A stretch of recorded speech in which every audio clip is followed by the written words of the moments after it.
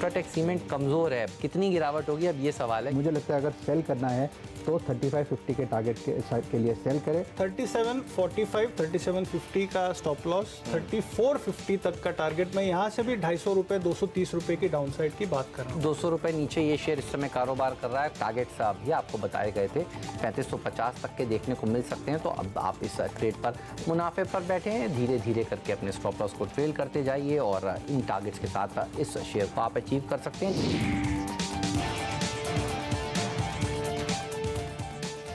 जहाँ और देखिए 3500 के आसपास का लो अल्ट्राटेक सीमेंट ने लगाया, तो 3550 का राजेश सतपुते जी का टारगेट हासिल हुआ।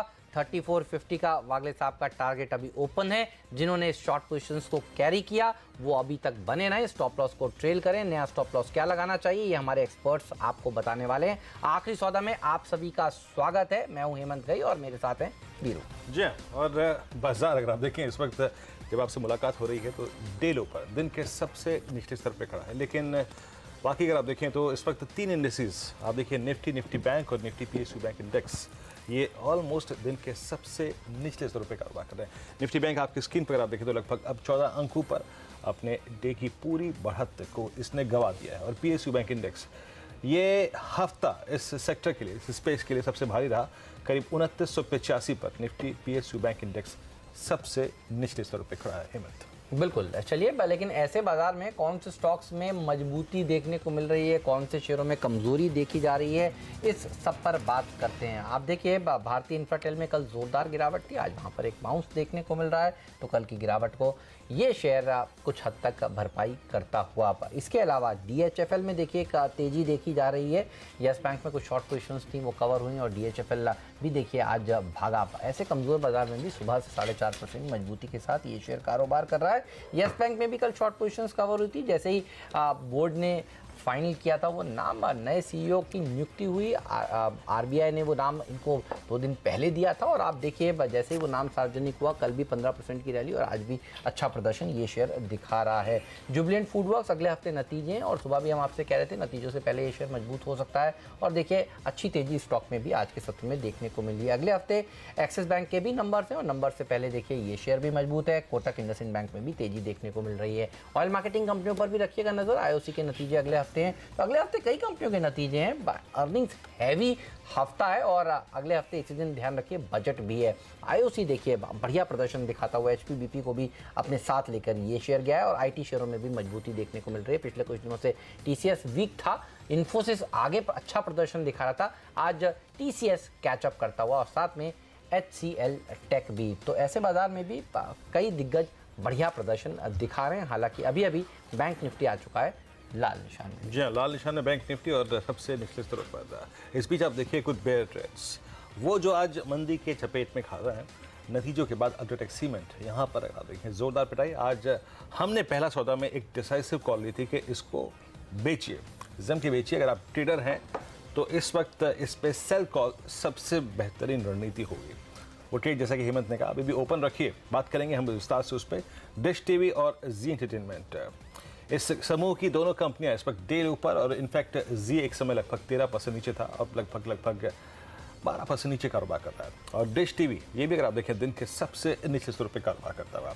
केपीआईटी अगर आप देखें कल कॉर्पोरेट एडजस्टमेंट के बाद एक आज फिर बैकफुट पे, डिसाइसिवली बैकफुट पे। अदानी पावर यहाँ पर गिरावट है, यहाँ भी अगर आप देखिए कोई पुल बैक नहीं है, नो पुल बैक व्हाटसोएवर। और साथ ही साथ डीएलएफ, इसके लिए खबरें हेमंत अच्छी है ही नहीं। और साथ ही साथ इंडियन बैंक, आज निफ्टी बैंक और इनफैक्ट पूरे बैंकिंग स्पेस में ये ऐसा स्टॉक है जो कि सबसे ज़्यादा ओआई के साथ डैमेज हुआ है, यानी बहुत स्ट्रॉन्ग वॉल्यूम्स के बीच में काफ़ी मंदी इस स्टॉक में खेली गई है आज। बिल्कुल, तो ये तमाम स्टॉक्स हैं जहां पर आज सबसे ज़्यादा एक्शन देखने को मिल रहा है। लेकिन आपको कहां पर इस समय ट्रेड लेना चाहिए, यानी ट्रेड एट 2 का समय हो चुका है। किरण यादव हमारे साथ जुड़ चुके हैं। किरण स्वागत है आपका, बताइए क्या ट्रेड लेंगे इस समय? अभी एक शॉर्ट कॉल है, एल&टी फाइनेंस बेच के चलना चाहिए। मुझे लगता है इधर से काफी बड़ी डाउनसाइड देखने को मिल जानी चाहिए क्योंकि इसने एक इंपॉर्टेंट नेकलाइन तोड़ी है और ये नेकलाइन की वैल्यू करीबन 136 की थी। और ये जो इंपॉर्टेंट नेकलाइन है जो आप सवेरे आपके चैनल पे जो अल्ट्राटेक का कॉल चल रहा था, उसी तरह के चार्ट पैटर्न है। तो मेरा मानना है इधर से काफी बड़ी गिरावट देखने को मिल जानी चाहिए। ओपन इंटरेस्ट एडिशंस करीबन 3.5 के देखने को मिल रहे हैं। और दूसरी अहम बात है 130 के पुट ऑप्शंस की जो अगर बात करें तो उधर 7.5 लाख की ओपन इंटरेस्ट एडिशंस है और 1.17 लाख पोजीशंस कम हुए हैं, यानी उधर से नीचे शिफ्ट होते नजर आ रहे हैं। तो कुल मिला के ये बहुत स्ट्रॉन्ग शॉर्ट कॉल है। मेरा मानना है कि 131 तक ये टारगेट देखने को मिल जाने चाहिए। अभी थोड़ा सा नीचे गया है तो मेरा मानना है कि 136.50 का स्टॉप लॉस लगाना चाहिए। सर, ये जो आप कह रहे हैं, आज सुबह जो आपके चैनल पर अल्ट्राटेक की बात चल रही थी, उस समय वागले साहब और राजेश सतपुते जी दोनों ने मिलकर कहा कि इसमें कुछ ट्रायंगुलर सिमेट्रिकल ट्रायंगुलर पैटर्न बन रहा है। तो इस पर बताइए कौन सा वाला पैटर्न बन रहा है। हम आप कहेंगे तो हम आपको बार चार्ट्स दिखाएंगे, वो भी हमारे पास हैं, और कितने महीने के आप देखना चाहते हैं वो बताइए, ताकि हमारे दर्शकों को समझ में आए कि आपने ये कॉल निकाला कैसे। बिल्कुल, अक्टूबर से लेके आज के डेली चार्ट्स दिखाइए। और जो टॉप है वो है करीबन 164 का, लेफ्ट शोल्डर है वो है करीबन 144 के करीब है, वो दिसंबर में आया था। और राइट शोल्डर जो है वो करीबन जनवरी में 17 जनवरी को देखने को मिला है, 15 से 17। तो ये हेड एंड शोल्डर पैटर्न है जो कि बहुत वीक चार्ट स्ट्रक्चर बताता है। और इसका अगर हम मीडियम टर्म आउटलुक लेते हैं, यानी अगले महीने का लेते हैं, तो 115-120 के लेवल्स आपको देखने को मिल जाने चाहिए। यानी इधर से काफी बड़ी डाउनसाइड आपको आते दिनों में देखने को मिल जानी चाहिए। इसको हेड एंड शोल्डर पैटर्न कहते हैं। तो वो सुबह वाला सिमेट्रिकल ट्रायंगल पैटर्न था, अब मुझे याद होते जा रहे हैं आप लोगों के पैटर्न्स, और ये है हेड एंड शोल्डर पैटर्न। ये अब नीचे की तरफ ये बड़े कितने पैटर्न्स होते हैं। देखिए, एक बार कंधा बनता है, कंधे का एक भाग, दोनों कंधों का एक भाग, फिर उसके बाद सर, यानी प्राइस अगर आप देखें एक बार ऊपर आता है, फिर नीचे आता है, फिर नेक तक, फिर ऊपर जाता है, फिर हेड कंप्लीट करता है, और तीसरी बार जब कंधा बन के कंधा टूटता है तो फिर टूट ही जाता है। आपको भी दिख रहा है ये टूटा हुआ कंधा क्या? सर, वो टूटा हुआ ये जो पैटर्न की हम जिसकी बात कर रहे हैं, अगर इसको सबसे बढ़िया कहीं देखना है तो निफ्टी पे ही बन रहा है। अच्छा, निफ्टी पे इतना बड़ा लास्ट कुछ महीनों में वो एक जो इस पर राय दीजिए, फिर निफ्टी पर भी आता हूँ। नहीं, इसमें डेफिनेटली एक छोटा सा वो पैटर्न है और उसके टारगेट्स आएंगे, लेकिन मैं कह रहा हूँ इसके इंप्लीकेशंस रहेंगे इस पैटर्न के 15-20 दिन 25 दिन, क्योंकि थोड़ा छोटा पैटर्न है। बट निफ्टी में बन ही रहा है लास्ट 15 महीनों में। लास्ट 10-15 महीनों का अगर आप निफ्टी का स्ट्रक्चर देखेंगे तो आपको एक बड़ा head and shoulder, bearish head and shoulder दिखेगा, जिसका कि वीरेंद्र जी जैसे बोला उसका राइट कंधा भी बन गया है। अच्छा, अब वो नेक तक पहुंचना बाकी है। चलिए, तो निफ्टी का भी इसी तरह का चार्ट लाते हैं, आप दिखाइएगा, बताइएगा। 18 महीनों का दिखाना पड़ेगा। 18 महीने का दिखाएंगे सर, क्या बात करिए आपने। तो आप 12 महीने का प्रोड्यूसर साहब कह रहे हैं, चलेगा इसमें दिखेगा? 12 महीने में दिखेगा, दिखना चाहिए आइडली। 12 महीने वाला लाते हैं आपके सामने, मैक्सिमम 12 महीने, तो 12 महीने में भी कोशिश करेंगे। बताइए, ये है सामने आप। बिल्कुल, तो आपको ये जो एक बीच का जो राइज दिख रहा है, हाँ। जो चार्ट के बीचों बीच एक बड़ा सा एक आपको दिख रहा है, वो हेड है, और उसके दोनों तरफ वो छोटे छोटे दोनों शोल्डर्स हैं। समझ गया। तो लेफ्ट बन के फिर हेड बना, जैसे वीरेंद्र जी ने बोला। और अब ये आप देखें राइट शोल्डर जो लास्ट 6-8 हफ्तों से हम मशक्कत कर रहे हैं 10-900 के आसपास, ये 10वां हफ्ता है, तो वो कंधा ही बन रहा है। और ये टूटेगा नहीं, टूटेगा तो नेकलाइन तक जब जाएगा, तो पहले नेकलाइन तो पहुंचे। नेकलाइन ही इसकी तकरीबन 10,000 के आसपास है। 10,000 के आसपास जाके कई बार अटक जाता है। हाँ, तो वो कंधा है। अगर कंधे ने सपोर्ट आपको दे दिया तो आप बच गए, लेकिन अगर आपका कंधा टूट गया तो अभी तक कंधे में पहुंचने में 850 पॉइंट बाकी है। बहुत बाकी है। तो वही बहुत बाकी है। तो फिलहाल इस समय L&T फाइनेंस के ऊपर फोकस करिए, वहां पर आप शॉर्ट पोजीशन बना सकते हैं। ये राय किरण यादव की निकल कर आ रही है। हमारे साथ कुछ और विशेषज्ञ भी जुड़ चुके हैं। समीर कालरा साहब, टारगेट इन्वेस्टिंग के, स्वागत है समीर आपका भी CNBC आवाज़ पर। बताइए क्या व्यू बन रहा है मार्केट पर आपका?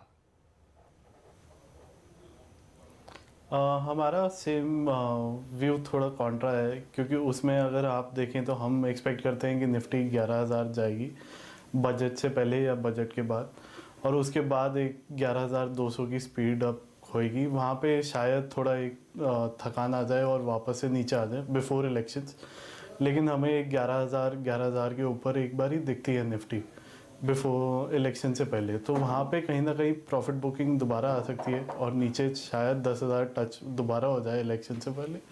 बट अभी शॉर्ट टर्म में मोमेंटम अपसाइड पे हमारे लिए ज़्यादा है as compare to down side.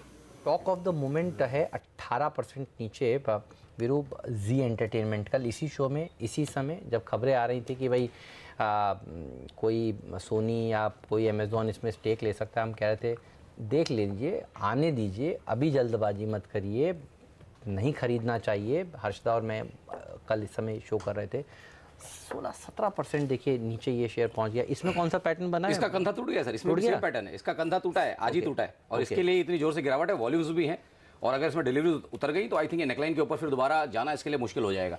जो इसकी नेकलाइन तकरीबन 405-400 के आसपास है, आई थिंक अब 405 के ऊपर जाना इसके लिए डिफिकल्ट है और अब आपको दिखेगा कि ग्रेजुअली स्लिप करेगा क्योंकि जैसे हमने पैटर्न को डिसाइड किया कि कंधा टूट गया, उतना सिमेट्रिकल नहीं है। अभी शॉर्ट करेंगे या सर हमारा तो हमने तो इसको पहले ही शॉर्ट हमने तो उसको 500 रुपए से 540 500 520 हमने इसमें लास्ट 12 महीने में खाली शॉर्ट कॉल ही डाले हैं, हमने जी में कभी लॉन्ग कॉल एक डाला भी नहीं है क्योंकि व्यू यही था कि इसमें हेड एंड शोल्डर का मेरा सवाल समझिए, आपने तो डाल दिया, आप महान है सर। अभी हमारे दर्शक क्या करें? यहाँ से आप यहाँ से नहीं बेच सकते, अब नहीं बेच सकते, वही मैं वही पूछना चाह रहा हूँ। बाउंस आएगा तो आप बेचिए, ठीक है, बट आई थिंक 370 380 के बाउंस में बेचना चाहिए। 20 पॉइंट का बाउंस आता है तो बेचना चाहिए। हर उछाल में खरीदना नहीं चाहिए, बेचना चाहिए। खरीदना तो बिल्कुल नहीं चाहिए, अगर आपका हिम्मत है तो आप यहाँ भी शॉर्ट करिए। अगर आप मैं वही कह रहा हूँ कि 405 का अगर आप स्टॉप लॉस लगा सकते हैं और आपका टारगेट अगर नीचे में 280 रुपए का है तो रिस्क रिवॉर्ड बनता है। क्योंकि हम दोपहर में भी जब ये 3-4-5% नीचे था तब भी कहते इसको शॉर्ट करिए, तब भी ये टफ कॉल था लेने वाला। लेकिन हम तो आते आते थोड़े लेट हो गए ना 2:30 बजे के शो में, नहीं तो हम सुबह से ही शॉर्ट कॉल ही दे रहे हैं इसमें हम। इस बीच निफ्टी डे लो पर और देखिए कहां से डैमेज हो रहा है, चाहे आप मैरिको को देखिए, हिंडाल्को को देखिए, आईजीएल को देखिए, यूपीएल को देखिए, बजाज फिनसर्व को देखिए, डीएलएफ को देखिए, एनसीसी को देखिए,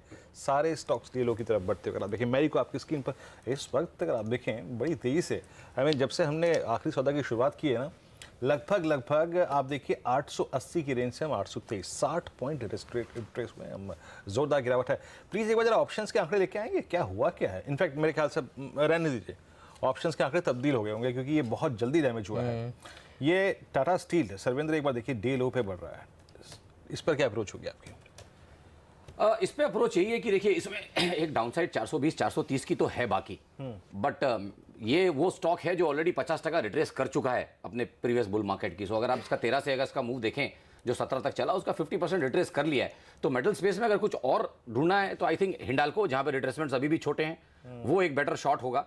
बट अगर किसी को प्योरली ये 20-30 पॉइंट का ट्रेड करना है तो आप इसमें एक 465 के ऊपर स्टॉप लॉस लगा के आई थिंक एक 20 पॉइंट का ट्रेड अगर किसी को लेना है तो ले सकता है। थोड़ा सा रिस्की रहेगा बट आई थिंक फिर भी वो ट्रेड बनता है। 465 का स्टॉप लॉस और इसमें आएगा आपके लिए करीब 430-425 के टारगेट्स नीचे में। सो ये एक लास्ट का एक फैगेंड का ट्रेड रहेगा टाटा स्टील के लिए। और बहुत ही तगड़ा फॉल इस स्टॉक ने दिखाया है पिछले कई दिनों से। हम लोग मुनाफे की तैयारी में कहते आ रहे हैं कि ये स्टॉक बेच कर चलिए। वागले साहब ने क्या नाम दिया था? पिटलेस बॉटमलेस पिट। हाँ, और दिखाते हैं आपको इसका चार्ट। ये भी लगातार नए 52 हफ्ते के निचले स्तरों को छूता ही जा रहा है। किरण जी बताइए, क्या टाटा स्टील और नीचे मिल सकता है और कितना जाएगा नीचे? टाटा स्टील वीक ही है और जिस तरीके से हम पिछले स्विंग लोज 4 दिन पहले जो किए उसको निगोशिएट कर रहे हैं, जो कि करीबन 455 लेवल्स के करीब है, इसके नीचे चलता है तो वापस एक बार एक सेलिंग स्प्री देखने को मिल जानी चाहिए, जो कि स्टॉक को काफी नीचे लेके जा सकती है। इवेंचुअली ये स्टॉक करीबन 415 से लेके 410 तक के लेवल्स टेस्ट होते नजर आ जाने चाहिए। वीक चार्ट पैटर्न है। अच्छा, डिश टीवी पे आपकी राय जानना चाहता हूँ, क्योंकि हम लोगों ने यहाँ पर 25 रुपए तक के लक्ष्य बताए हुए हैं कि 25 तक तो डिश टीवी आराम से मिल सकता है। हालांकि कई लोग कहते हैं इतने नेगेटिव क्यों हैं आप लोग, और ये 90 रुपए के लेवल पर था तब भी व्यू यही था कि ये शेयर खरीदना नहीं चाहिए और अब भी व्यू सेम है।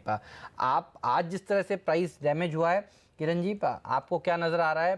25 तो हासिल होगा, उसके नीचे भी जा सकता है क्या? और इतनी बड़े फॉल को आप किस तरह से देख रहे हैं? और अगर कोई चार्ट्स या बार दिखा के आप समझाना चाहें इस पैटर्न को तो वो बताइएगा, क्योंकि आज भी इसने नया 52 वीक लो लगाया है। आप 25 के लेवल बोल रहे हो तो बहुत नजदीक वाले लेवल बोल रहे हैं हेमंत जी, इससे बहुत नीचे जाना चाहिए। मेरा मानना है पहला टारगेट रहेगा करीबन 18 रुपए का, उसके नीचे का टारगेट रहेगा 14 रुपए। ये 2 टारगेट्स आपको अगले महीने देखने को मिल जाने चाहिए। इस बीच जरा थोड़ा सा ऑप्शन का डेटा देख लेते हैं। एग्जैक्टली अगर आप देखें नीचे खिसकने के बाद ये जो ऑप्शन राइटर्स 800 के आसपास थे वो कर क्या रहे हैं? प्लीज अगर आप एक बार कॉल का डेटा लेके आएंगे। एग्जैक्टली कॉल राइटर्स का 10,900 पे 6.25 लाख, 11,000 पे लगभग 3.25 लाख और 11,100 की कॉल पे, तो 10,900 पे काफी सीवियर कॉल राइटिंग हुई है 6.25। और अगर आप पुट्स पे देखें, एग्जैक्टली अगर आप देखें अब क्या हो रहा है पुट्स में, तो पुट्स में 10,900 की पुट में 6.25 लाख, 10,800 में 2.53, 10,700 में लगभग 3.53। डेटा कंफ्यूज है ये। लेकिन मैं बताऊं कि आज ये जो फ्लो हुआ है ना 1 बजे के बाद नीचे की तरफ, ये अगेंस्ट द डेटा है, क्योंकि 12 बजे जब मैं फ्यूचर एक्सप्रेस कर रहा था तो 10,800 पे 10,900 पे काफ़ी स्ट्रॉन्ग पुट राइटिंग थी। देखना पड़ेगा 10,810 पे 830 पे मार्केट माइट भी, अगर आप देखें इस आंकड़े के अनुसार सपोर्ट ले सकता है, क्योंकि 10,900 का पुट राइटर बड़ी मात्रा में खिसका नहीं है। 6.25 लाख शेयर अभी भी इंटरडे में वहाँ बिल्डअप है। तो आखिरी के 1 घंटे में 1.5 घंटे में ये 830 का 10,830 का लेवल बड़ा क्रिटिकल होने जा रहा है। इस बीच एक स्टॉक देखिए आप, अपोलो टायर्स। किरण, अपोलो टायर्स में ऑलमोस्ट ये 210 का और 211 का बेस टूटने जा रहा है, और उसके बाद जो लेवल नजर आ रहा है वो है 195। क्या करेंगे आप इस पे? नहीं, बिल्कुल एकदम सही लेवल्स पकड़े आपने वीरेंद्र जी, और मेरा मानना है कि इधर बेच के ही चलना चाहिए। मेरा मानना है कि इधर स्टॉप लॉस आपका 217 का थोड़ा सा लंबा रहेगा, पर टारगेट्स भी वैसे ही है जो आप मान के चल रहे हैं। करीबन 200 के लेवल्स आपको टेस्ट होते नजर आ जाने चाहिए। और एक चार्ट पैटर्न है दूसरा जो कि एक बहुत इंपॉर्टेंट है बताने में, टाटा एलेक्सी। टाटा एलेक्सी का अगर हम चार्ट पैटर्न देखते तो बहुत ही खराब चार्ट पैटर्न है। अगर हम वीकली चार्ट देखते तो एक डिसेंडिंग ट्रायंगल पैटर्न का ब्रेकडाउन देखने को मिल रहा है, वॉल्यूम्स काफी स्ट्रांग है। तो मेरा मानना है कि इधर किसी के पास भी डिलीवरी हो तो बेच के चलना चाहिए। बहुत खराब चार्ट पैटर्न है। जो चार्ट पैटर्न है वो हमें अभी बता रहा है कि करीबन 650 से 530 ये टारगेट्स मान के चलने चाहिए। तो अभी से एक बहुत बड़ी गिरावट देखने को मिल जानी चाहिए।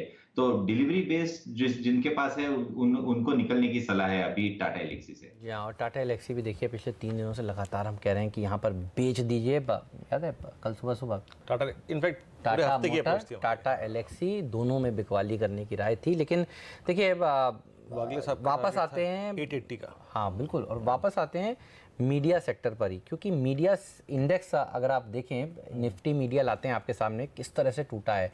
डिश टीवी अभी हम बात कर रहे थे तब 11% नीचे था, अब है 17% नीचे। जी एंटरटेनमेंट जब हम कह रहे थे कि अभी भी बेच दें क्या, तो था 20% नीचे, 18-20% नीचे, अब है 23% नीचे। फ्री फॉल है इस पैक में, और ऐसा नहीं कि मीडिया की ये दोनों स्टॉक्स ही गिर रहे हैं।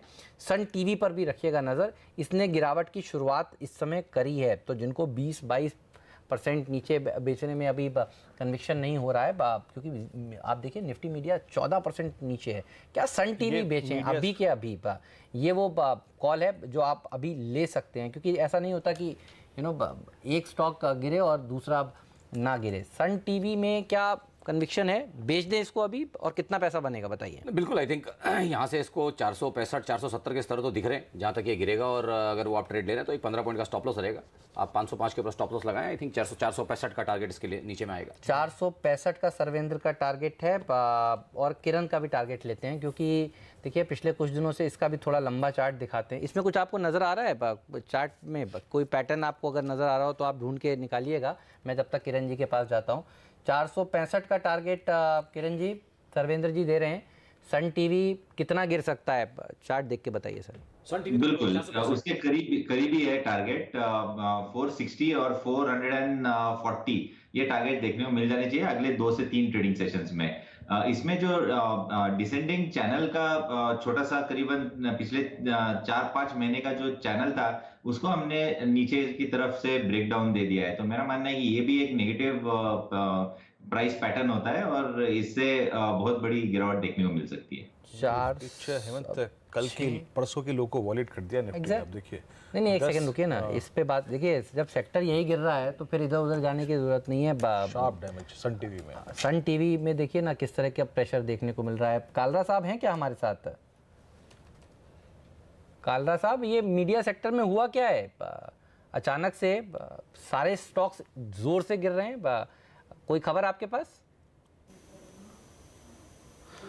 हेमंत, जहाँ तक हमारे पास खबर है वो पुरानी खबर है, लेकिन उसमें जैसे जैसे वो डेट क्लोज आ रही है, मेनली खबर ये है कि 31 जनवरी से आपको एज ए कंज्यूमर सिलेक्टिव हो जाएंगे। आप चूज़ कर सकते हैं कौन सा चैनल आप देखना चाहते हैं, कौन सा नहीं देखना चाहते। उसमें क्या होगा, काफ़ी मार्केट शेयर चेंज होगा शॉर्ट से मीडियम टर्म हमारे हिसाब से। और जब से ये रूल आया है हमारा नेगेटिव आउटलुक ही रहा है। जी में हमारे ख्याल से 2 न्यूज़ हैं, एक तो ये न्यूज़ है, दूसरा जो प्रमोटर स्टेक सेल की न्यूज़ है वो हम एक नेगेटिव वे में लेते हैं, क्योंकि अगर आप एज अ प्रमोटर उसको डाइल्यूट करना चाहते हैं या एग्जिट करना चाहते हैं बिजनेस से, तो कहीं ना कहीं बिजनेस की भी जो पीक थी वो कहीं ना कहीं आपके साथ ही निकल जाएगी मेरे ख्याल से, कैश फ्लो के हिसाब से। तो वहाँ पे जी मीडिया में, जी एंटरटेनमेंट में और फॉल आ सकता है, जैसे आपके एनालिस्ट ने कहा कि 280, हमारे हिसाब से ये 240 250 तक जाना चाहिए। वहाँ पे दूसरा सन टीवी देखें तो सन टीवी भी 450 440 तो एटलीस्ट होना चाहिए, लेकिन सन में सिर्फ मेनली न्यूज़ जो है वो इंडस्ट्री वाली न्यूज़ है, कोई स्पेसिफिक प्रमोटर सेल पे नहीं है। तो मेरे ख्याल से वहाँ से एक डाउनसाइड हमारे लिए लिमिटेड होएगी, बट हम पूरे मीडिया सेक्टर पे नेगेटिव हैं जब तक ये शॉर्ट और मीडियम टर्म में सॉर्ट आउट नहीं होता। आप देखिए मीडिया स्पेस में कंप्लीट बेयर ग्रिप इंट्राडे में हेमंत। अच्छा, डिश टीवी में ओआई बिल्डअप हुआ है 30%। आई मीन अमूमन बहुत कम देखने को मिलता है ऐसा।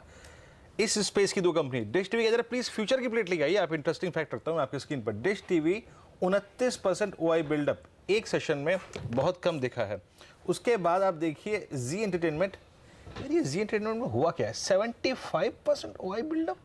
कुछ लोग इस जी की बात नहीं करना चाहेंगे और मैं समझ सकता हूँ वो क्यों नहीं करना चाहेंगे, लेकिन हम जो है वो चैनल, हमारा जो चैनल है वो कहते हैं भाव भगवान है। जब भाव इस तरह का दिख रहा है तो फिर तो इस पर बात करनी बनती है। और पिछले कुछ दिनों से आपको याद है जब ये खबर आई थी कि प्रमोटर्स अपनी हिस्सेदारी में से 50% हिस्सेदारी बेच देना चाहते हैं, और तो कोई ठेका नहीं था उसका। हाँ एग्जैक्टली। और तब लोग कहते थे कि खरीदेगा कौन, सबसे बड़ी बात। इवन उन्होंने ये तक कह दिया था, जो मुझसे इंटरव्यू में बात हुई थी, लाने की कोशिश करेंगे, वो क्लिप ज़रूर होगी सोशल मीडिया पर और हमारी टीम में भी, अगर वो हम क्लिप वापस चला सकें। तो उन्होंने कहा था कि वो पूरी हिस्सेदारी बेचने के लिए तैयार हैं। देखिए जी ग्रुप सबसे पुराना मीडिया का ग्रुप हिस्सेदारी पूरी बेचकर अलग होना चाहता है, ये समझ में आ रहा था कि डेस्परेशन कितना है। और तब भी देखिए ये शेयर जोर से गिरा था वीरू, और उसके बाद थोड़ी बहुत शॉर्ट कवरिंग आई थी स्टॉक में, लेकिन क्या जोरदार गिरावट इस पूरे पैक में आज देखने को मिली है। और दोनों ही स्टॉक्स में देखिए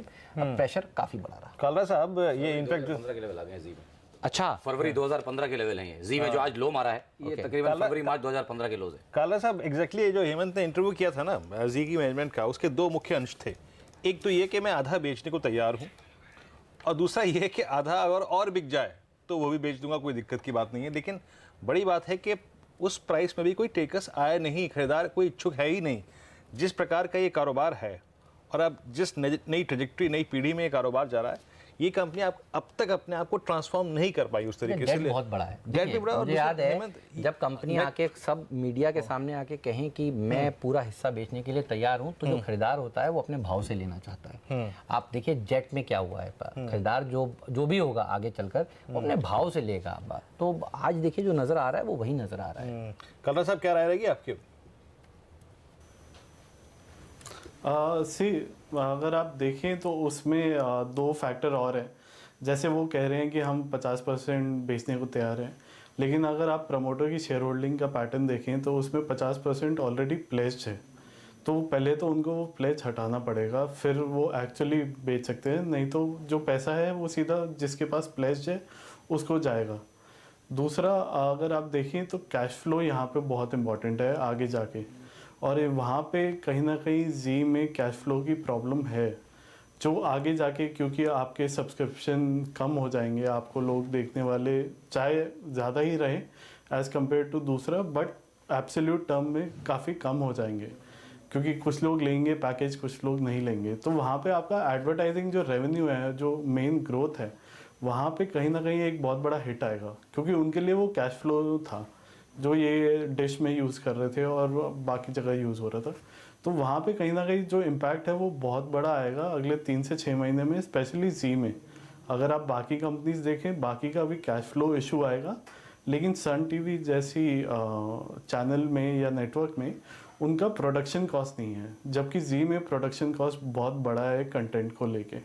तो मेरे ख्याल से अगर आप नीचे की तरफ देखें तो एक टाइम पे सन टीवी ज़्यादा अट्रैक्टिव हो जाएगा जी से। अब खबरें एसएल ग्रुप की तरफ से ये आ रही हैं कि कोई उनके ऊपर जांच नहीं हो रही है। ऐसा मार्केट में खबर कोई होगी कि भाई इनके ऊपर किसी तरह की जांच वगैरह हो रही है, तो इस समय छन छन की खबरें ये आ रही हैं कि उनके ऊपर कोई इस तरह की जांच नहीं हो रही है। लेकिन एक बात तो पक्की है, खबर ये थी कि डिस्ट्रीब्यूटर्स ने इनके अकाउंट में पैसे जमा कराए हैं during the time of demonetisation. Exactly. तो वो र्यूमर का मैनेजमेंट अब खंडन करेगा, ये समझ में आ रहा है, ध्यान रखिएगा। और एक बात समझ में आती है कि पॉलिटिकली सेंसिटिव स्टॉक से इस समय दूर रहना चाहिए। आपको बताऊं, डीएलएफ में देखिए आज क्या हुआ है। डीएलएफ पर सीबीआई ने आकर जिस तरह से छानबीन करनी शुरू करी। अडानी पावर देखिए आज किस तरह से पिट रहा है। कल हमने देखा सीबीआई ने चंदा कोचर के नाम एफआईआर करी है। पॉलिटिकली सेंसिटिव स्टॉक से इस समय जब पॉलिटिक्स चरम पर हो तो दूर रहना चाहिए, ये एक बात समझ में आ रही है। चलिए रुख अब डीएलएफ पे कर लेते हैं, क्योंकि डीएलएफ में भी पिछले कल और आज में जो गिरावट देखने को मिली है, आपने किस तरह से रीड किया? नहीं, वॉल्यूम्स तो काफ़ी, इसके अगर आप देखें तो 10 डे एवरेज से ऑलमोस्ट 1.5 गुना वॉल्यूम ऑलरेडी हो रहा है। और डीएलएफ में भी अगर ये डिलीवरीज अगर उतर जाती हैं आज शाम तक, आई थिंक वीकनेस तो डेफिनेटली क्रीप इन हो गई है। अब बात यही है कि आप ये इसको 6-7% नीचे बेचना चाहेंगे या थोड़ा उछाल पे, बस उतना ही डिबेट रह जाता है। आई थिंक उछाल पे बिल्कुल बेचने जैसा स्टॉक और बेचने जैसा सेटअप इसमें है। और डीएलएफ जब भी डिसअपॉइंट करता है उसके बाद आई थिंक 140, 150 का आप एक उसका राउंड फिगर पकड़ के चले, वहां तो वो जाता ही है और सालों से जा रहा है। तो अगर आप उसके 4-5 साल का हिस्ट्री देखेंगे तो 150 के आसपास से बहुत सारे बाउंसेस आए हैं। तो सेफली ये अज्यूम कर सकते हैं कि अगर 170, 172 के आसपास बेचें तो आप एक 150 का टारगेट वहां पे रख सकते हैं। और अगर आप अमूमन वो ट्रेड अगर आपका ट्रिगर हो जाता है 170 के आसपास, तो उस समय आप एक 182.10 पे स्टॉप लॉस रखेंगे स्पॉट पे और 150 का टारगेट नीचे में लेके चलेंगे। कालरा साहब, डीएलएफ पर आपका क्या व्यू है? आज खबर आई कि हुड्डा साहब के यहाँ पहले सीबीआई के छापे हुए, उसके बाद डीएलएफ ने कहा कि वो सहयोग कर रहे हैं पूछताछ में सीबीआई द्वारा। ये अब तलवार डीएलएफ पर कितने समय तक लटकी रह सकती है, और डीएलएफ पर आपका क्या इस समय व्यू है? ये कहाँ तक करेक्ट हो सकता है? जी, हमारे हिसाब से डीएलएफ का एक करेक्शन 100, 110 या 95 तक होना चाहिए, क्योंकि उसमें अगर आप सिचुएशन देखें तो उनका एक बहुत बड़ा प्रोजेक्ट था जो पूरा वाइप आउट हो गया, क्योंकि इसके जो केस रिलेटेड है उससे मेन प्रोजेक्ट था। वहाँ पे काफ़ी रेवेन्यू बड़ा हिट आया। हम थोड़ा उनको डेट रीपेमेंट को लेके थोड़ा पॉजिटिव है, बट जो पॉलिटिकल हैंगिंग है, जैसे आपने कहा कि आज की डेट में पॉलिटिकल सेंसिटिव स्टॉक से थोड़ा दूर रहना चाहिए, तो हम भी अभी दूर रह रहे हैं। अभी एटलीस्ट नेक्स्ट 6 से 8 महीने तक, जब तक सीबीआई की क्लैरिटी नहीं आती, पूरा केस कहीं ना कहीं सॉर्ट आउट नहीं होता, तब तक हम थोड़ा उससे दूर रहेंगे। नहीं तो वैल्यूएशन इतनी सस्ती हो जाए, जैसे मैंने कहा कि 95, 100 वहाँ पे आ जाए, तो उस चीज़ का थोड़ा डिस्काउंट मिल जाता है और वहाँ से आप थोड़ा बेनिफिट पोजीशन में आ जाते हैं। जी एंटरटेनमेंट में जिस प्रकार का डैमेज हुआ है ना, आप जरा देखिए आज जी एंटरटेनमेंट में एक सेशन में 48% का ओआई बिल्डअप, यानी मंदड़िया बुरी तरीके से सवार हो गया है। और एक और चीज़, डायरेक्टर साहब जरा प्लीज़ इसकी लेके आइएगा 360 की कॉल। और इनफैक्ट आप क्या 360 से लेकर 400 रुपये के बीच में सारी कॉल दिखा दीजिए। मैं बताऊँ आपको, 440 से लेकर लगभग 350 के बीच में लगभग 50 से 52 लाख कॉलें बिकी हैं। और ऐसा तब होता है जब ये लगता है ट्रेडर को, और ये फियर और इनफैक्ट ये एक्सपेक्टेशन होती है कि ये प्राइस कभी रीगेन नहीं होगा। इतने भारी क्वांटम का कॉल राइटिंग किसी इंडिविजुअल स्टॉक फ्यूचर्स पे मैंने बहुत कम देखा है। सर्वेंद्र, अब एक बात बताइए। अच्छा, एक बात और जोड़ दूं। हाँ, इसमें गिरवी रखे शेयर भी काफ़ी हैं। देखिए प्रमोटर्स ऐसी, हाँ, एक तो डेट, इस कंपनी में दिक्कत क्या है, एक तो डेट बहुत बड़ा है, दूसरा प्रमोटर्स की हिस्सेदारी करीब मुझे याद अगर सही आता है तो 60% के आसपास की गिरवी रखी हुई है। तो इस तरह के शेयरों में ये एक्सीडेंट्स जल्दी नजर आते हैं। आप अपना स्टेटमेंट कंप्लीट करें। सर्वेंद्र, एग्जैक्टली बताइए मुझे। अब मेरे स्क्रीन पर हालांकि पुट्स काफ़ी महंगे हुए हैं, और अगली सीरीज के या फिर एटलीस्ट ये 340 या 330 की पुट 10 से 12 रुपये मिल रही है, लेनी चाहिए क्या एक बार? पुट साइड्स में अगर आप पार्टिसिपेट करें तो ले सकते हैं। वहाँ पे आपका क्या है, लॉस एकदम लिमिटेड है। और अगर किसी कारण से इसमें एक और गिरावट आ गई, क्योंकि जैसे हमने डिस्कस किया कि इसका एक लंबी अवधि का हेड एंड शोल्डर फॉर्मेशन भी यार आप देखें बहुत सिमेट्रिकल नहीं है, बट वो टूटा है नेकलाइन, और अब इसके ऊपर इसको 390, 400 के ऊपर जाने में तो बहुत मशक्कत लग जाएगी।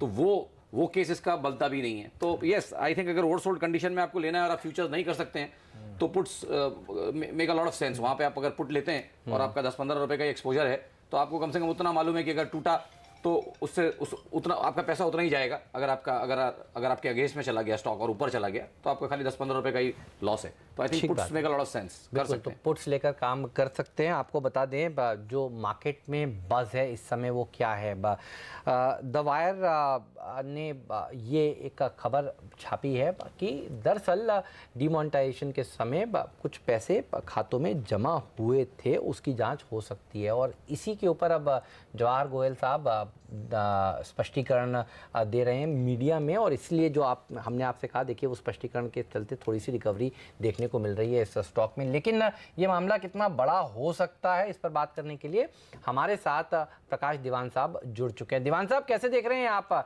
आज के जी के फॉल को? ये जो देखिए हेमंत, जी हॉरर शो जो आज शुरू हुआ है, इसमें आपने बहुत पहले ही लोगों को वो सावधान करा था कि ये जो बाईबैक की न्यूज है और इसके चलते जो नंबर्स आने से पहले जो बढ़त आई थी और उसके बाद नंबर्स आने के बाद भी स्टॉक जो नहीं चला, वो क्लियर इंडिकेशन कर रहा था कि कहीं ना कहीं ये लोग निकलने, प्रमोटर्स इसमें से निकलने की चेष्टा कर रहे हैं अगर अच्छे खासे बिजनेस से, तो there is more than what meets the eye. तो अब जो समझ आ रही है कि ये जो वीडियोकॉन और इनके बीच में जो पुरानी अनबन थी, उसके जड़ जो है वो हो सकता है ये पर्टिकुलर एक ट्रेडिंग कंपनी की जो बात आ रही है और उसके रिलेटेड डिमोनेटाइजेशन, डिपॉजिट्स को लेके जो चिंताएं हो रही हैं, तो इससे दूर ही, मतलब ये रेड फ्लैग्स हैं अच्छे खासे, तो उस वजह से लोग अपनी पोजीशन जो है सारी की सारी हल्की कर रहे हैं। अब वो लोग जो कि इसमें निवेशित हैं, जी एंटरटेनमेंट या फिर डिश टीवी में, करना क्या चाहिए प्रकाश? अब सीवियर प्राइस डैमेज हो गया, आपका रकम जो है, आपकी पैसा जो है, आपका निवेश जो है वो काफ़ी हद तक यहाँ पे आज निकल गया है। आपकी अप्रोच क्या होगी? Sell at this price? बिल्कुल बिल्कुल निरेंद्र, इसमें देखिए ऐसा है कि कोई इस टाइप की चीजों में कोई भी इमीडिएट इम्प्रूवमेंट आए ऐसे उम्मीद करनी भी नहीं चाहिए। और ये सब अटकलें जो लग रही हैं कि सोनी इसमें स्टेक लेगा, ये लेगा, ये कहीं भी कोई किसी चीज का पुष्टिकरण आया नहीं है। सो ये तो मतलब प्रमोटर्स ने अपना स्टेक बेचने की जो बात की थी उस संदर्भ में थोड़ा बहुत एक पॉजिटिव आया था, बट आई थिंक इसमें 20% भी अगर आपके गए तो कोई नहीं, बाकी के एटलीस्ट है वो बचा के निकल जाना चाहिए और फिर रिव्यू करें इसको जब सेटल हो जाए सारी चीजें। पर अभी तो बिल्कुल एग्जिट की सलाह रही है। बिल्कुल, तो ये बहुत महत्वपूर्ण आपने बात बताई। हमें यही है, दीवान साहब जो है ना, उनको बाज़ार की पल्स रहती है। देखिए हमें पता चल रहा था खाली कि SFIO जांच कर रहा है, जो पैसे डाले गए थे, इस तरह की खबरें आ रही थी डिमोनेटाइजेशन के समय 3000 करोड़ रुपए के आसपास की। लेकिन वीडियोकॉन के साथ इनका झगड़ा भी है, बन सकता है, इस तरह की बात भी इस समय आ रही है। बहुत बहुत शुक्रिया सर आपका चर्चा में शामिल होने के लिए। मारुति के ऊपर रुख करते हैं। 1770 करोड़ रुपए के आसपास का मुनाफे का अनुमान था। अनुमान जो के सामने जो मुनाफा है वो 1489 आया है, तो वो नंबर जो है वो अनुमान से थोड़ा सा कमज़ोर नज़र आ रहा है। और इसलिए देखिए मारुति पिछले आधे घंटे में थोड़ा सा कमज़ोर होना शुरू भी हो गया था। इस समय मारुति दिन के निचले स्तर पर कारोबार कर रहा है। एक ही फिगर है मेरे सामने, तो और नंबर आपके सामने आया। हाँ, देखिए तो प्रॉफिट की एक्सपेक्टेशन की जो फिगर थी और आय अगर आप देखिए 19,668 करोड़ का की रही है। आय एग्जैक्टली अगर आप देखें जो CNBC आवाज़ का अनुमान था उसके मुताबिक रही है। लेकिन प्रॉफिट फ्रंट पे अगर आप देखें, बॉटम लाइन फ्रंट पे ये एक कंप्लीट अगर आप देखें नेगेटिव सरप्राइज। और सबसे बड़ा नेगेटिव सरप्राइज अब है मेरे सामने, वो है एबिटा मार्जिन्स 9.8% के आए हैं, 13.3% का अनुमान था। गौरांग शाह साहब के पास चलते हैं, वो इस नतीजों को क्लोजली ट्रैक कर रहे हैं हमारे लिए। गौरांग सर, मारुति कैसे देख रहे हैं इन नतीजों को?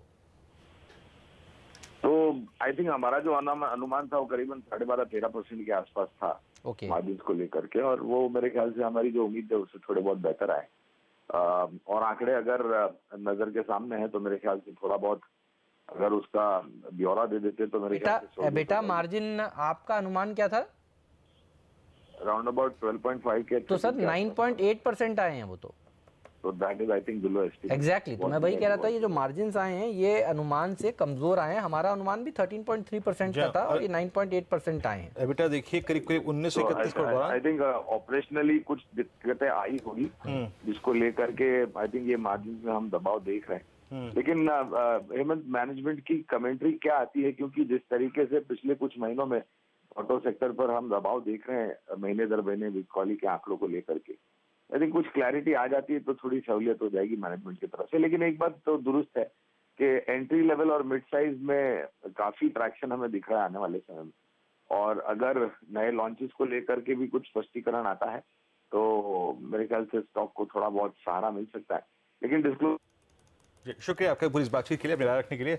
तो अगर आप देखें सिर्फ टॉप लाइन फ्रंट पे कोई राहत है, वो भी एग्जैक्टली अगर आप देखें अनुमान के मुताबिक है, लेकिन EBITDA margin, operating profit margins और बॉटम लाइन के फिगर कंप्लीटली सबसे ज्यादा दिक्कत है फॉरेक्स रिस्क। अभी बेच दें क्या, इससे पहले हम बताएं और ये गिरता ही चला जाए? बहुत देर एग्जैक्टली देरी आते वैसा है कि बात करते करते जब तक हम लोग पूछ रहे हो, मैं ग्राफिक्स बनाया वहाँ से 100 पॉइंट ऑलरेडी गिर गया।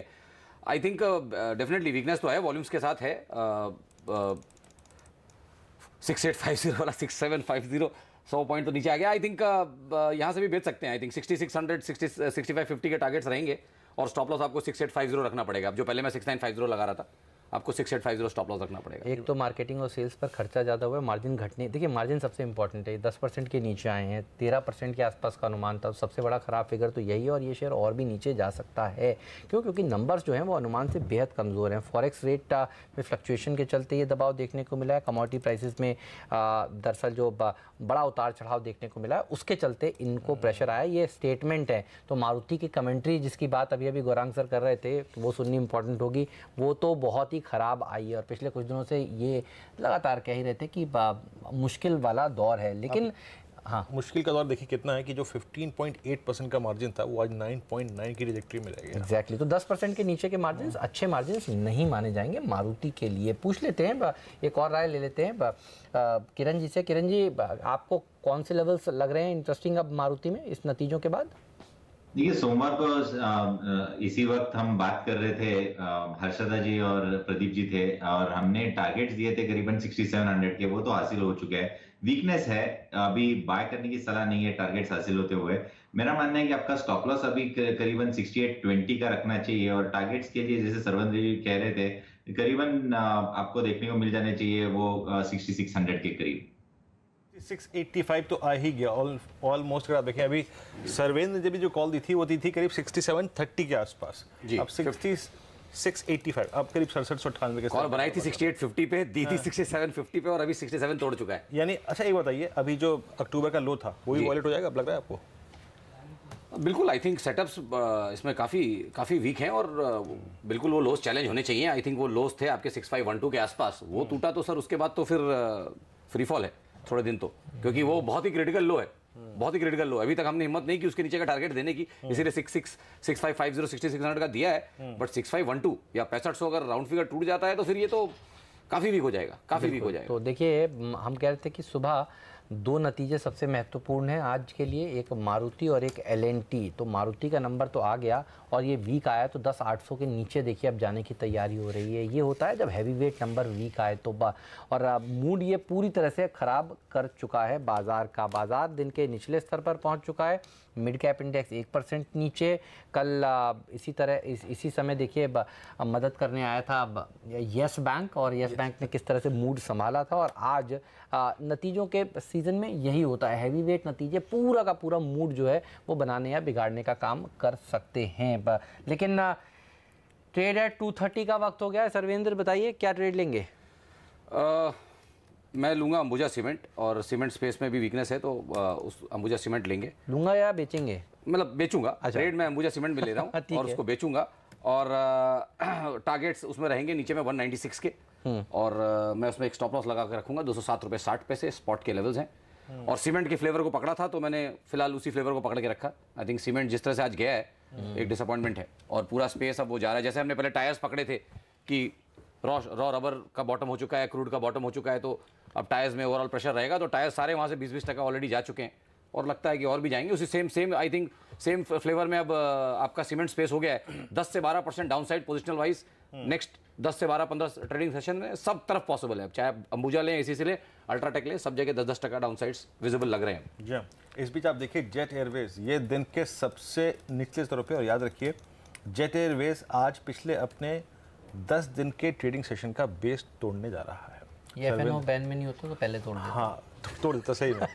लेकिन अब देखिए अभी आते हैं कुछ क्रिटिकल लेवल टूटते हैं तो डिलीवरी बेस्ड सेलिंग भी आती है, ऐसी बात नहीं है। ठीक बात है। सर्वेंद्र क्या कहते हैं, 258 की जो रिस्क होगा इसमें? नहीं, क्लियरली वीक, पूरे वीक कैटेगरी के स्टॉक्स में है। इसमें सबसे अचरज की बात ये रहती है कि इसमें ट्रेडिंग तो दिन भर बहुत होती है, डिलीवरीज ना कभी आती है ना कभी जाती हैं, और या तो प्योर ट्रेडिंग स्टॉक है, मतलब ये प्योर सट्टे वाला ही स्टॉक है। इसमें एवरेज डिलीवरीज 8% 10% के नीचे हमेशा रहती हैं, सालों दर सालों वो डिलीवरीज कभी होती नहीं है इसमें। आपका मारुति का टारगेट पूरा हो गया? मारुति का टारगेट पूरा हो गया जी। और ये भी आई थिंक वीक है, और आज जिस तरह से अपने लास्ट 2-3 दिन के लोस तोड़ के बंद हो रहा है, आई थिंक नीचे में 248 247 तक तो स्लिप कर ही जाएगा। तो अगर किसी को इमीडिएट ऐसा 10 से 1 पॉइंट का ट्रेड लेना है तो आई थिंक 263 के स्टॉप लॉस से 263.10 के स्टॉप लॉस से एक ट्रेड बनता है। कालरा जी, अब होगा क्या मारुति का, ये बताइए। आपने नंबर्स देखे, क्या समझा? अगर आप ध्यान से नंबर्स देखें तो जो उन्होंने साल पहले रेवेन्यू किया था वो इस क्वार्टर दोबारा रिपीट हुआ है। एग्जैक्टली ऑलमोस्ट 50-60 करोड़ का फ़र्क है। तो उसका मतलब ये है कि वॉल्यूम काफ़ी बढ़ गया है, बट प्राइसिंग, क्योंकि आप डिस्काउंट्स और काफ़ी प्रमोशंस कर रहे हैं, तो आपका जो नेट रेवेन्यू है वो काफ़ी डाउन आया है।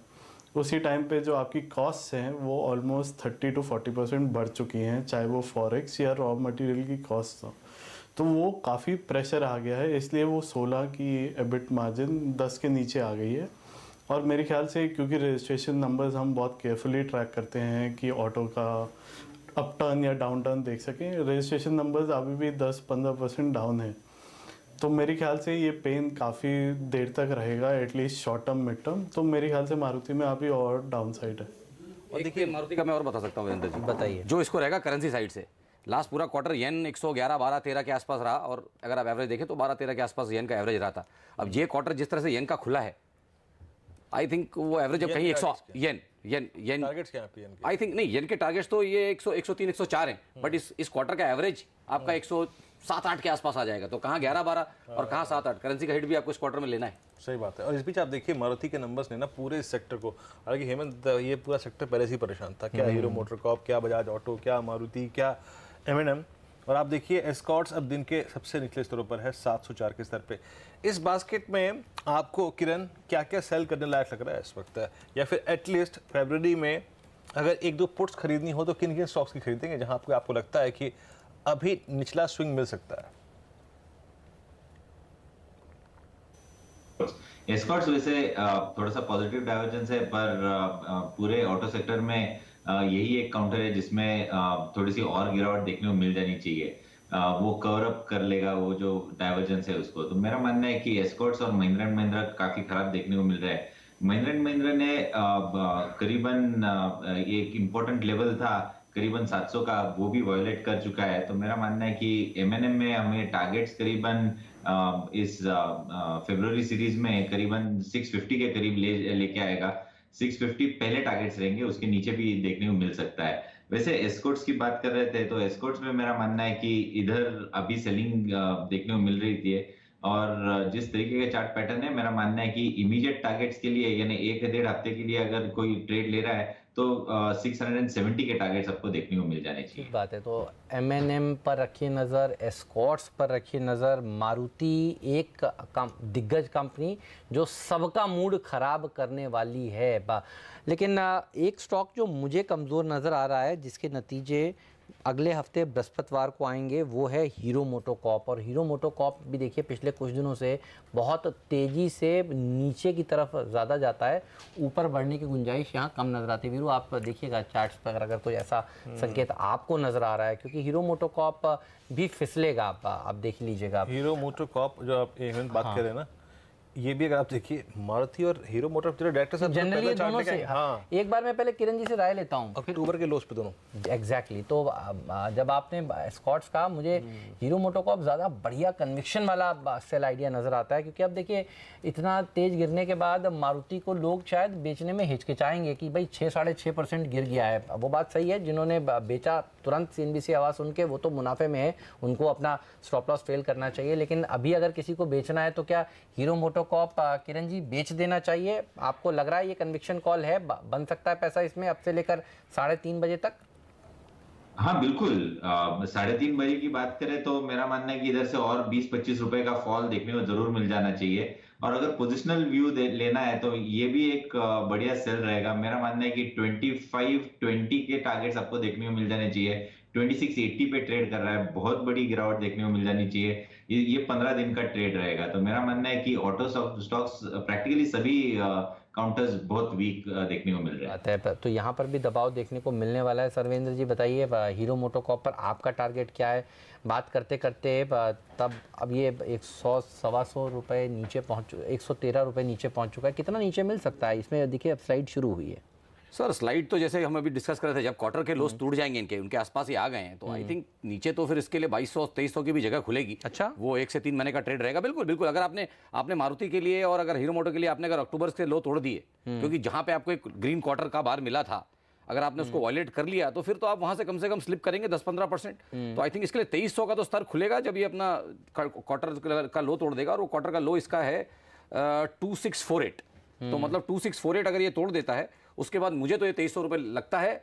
ये 2 से 3 महीने के लिए चलेगा। इसमें हमारी निजी पोजीशंस भी हैं और हम क्लाइंट्स को भी बोलते हैं, क्योंकि ऑटो स्पेस हमारा पहले से, हमने इसका टॉप पहले ही कॉल किया था, तो हमने बोला था 3 साल नहीं चलेगा, और अपने चैनल पे कॉल किया था 2017 में जब हमने टॉप कॉल किया था 18 के स्टार्ट में, तो हमने बोला था कि ऑटो स्टॉप आउट हो गए हैं और ऑटोज अगले 2-3 साल नहीं चलेंगे। और एक्जैक्टली वैसे ही प्ले आउट हो रहा है। मुझे नहीं लगता कि ऑटोज अगला 12-18 महीने उठने वाले हैं, और सब ग्रेजुअली नीचे ही स्लिप करेंगे। अब अभी ऑलरेडी ओवरसोल्ड हो गए हैं, तो आप अपने अपने ट्रेड्स बाउंस पे देखिए। बट आई थिंक धीमे धीमे 104 रुपए नीचे था, अब हो गया है 126 रुपए नीचे। और मारुति के भी अपने दोनों टारगेट आ गए। मारुति 6550 और 6600 दोनों टारगेट्स आ गए। अभी 6560 चल रहा है, नीचे में लो मार गया है, 6525 का लो मार गया है। मारुति के कॉल के लिए वो मोहर लगाते हैं। लेकिन हीरो, आप कोई डेटा बता रहे थे हीरो मोटोकॉर्प, अगर आप देखें ऑटोमोबाइल्स में क्या डैमेज हुआ है हेमंत, वाकई अगर आप देखें 7%, ये पूरा का पूरा ओआई जो शॉर्ट साइड पे बिल्डअप हुआ है ना, वो पिछले ये मारुति के रिजल्ट्स के बाद ही हुआ है। तो मारुति के रिजल्ट्स के बाद सीवियर डैमेज हुआ है।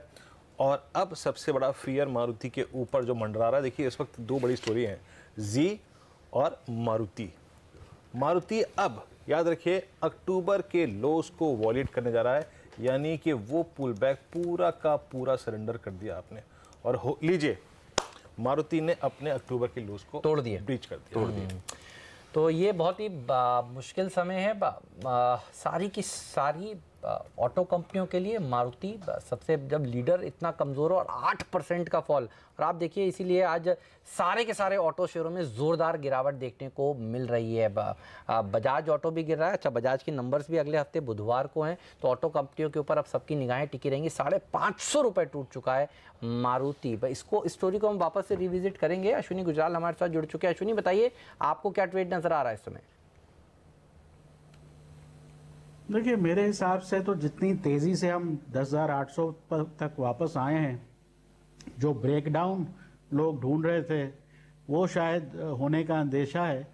एक बात और जो मेरे दिमाग में आ रही है कि हर रोज़ 1-2 कंपनी की इन्वेस्टिगेशन हो रही है, या मिस कोचर की जो इन्वेस्टिगेशन, उसमें से कुछ नए नाम निकल सकते हैं। तो इस तरह से 20-20% शेयर गिरते नहीं हैं अक्सर।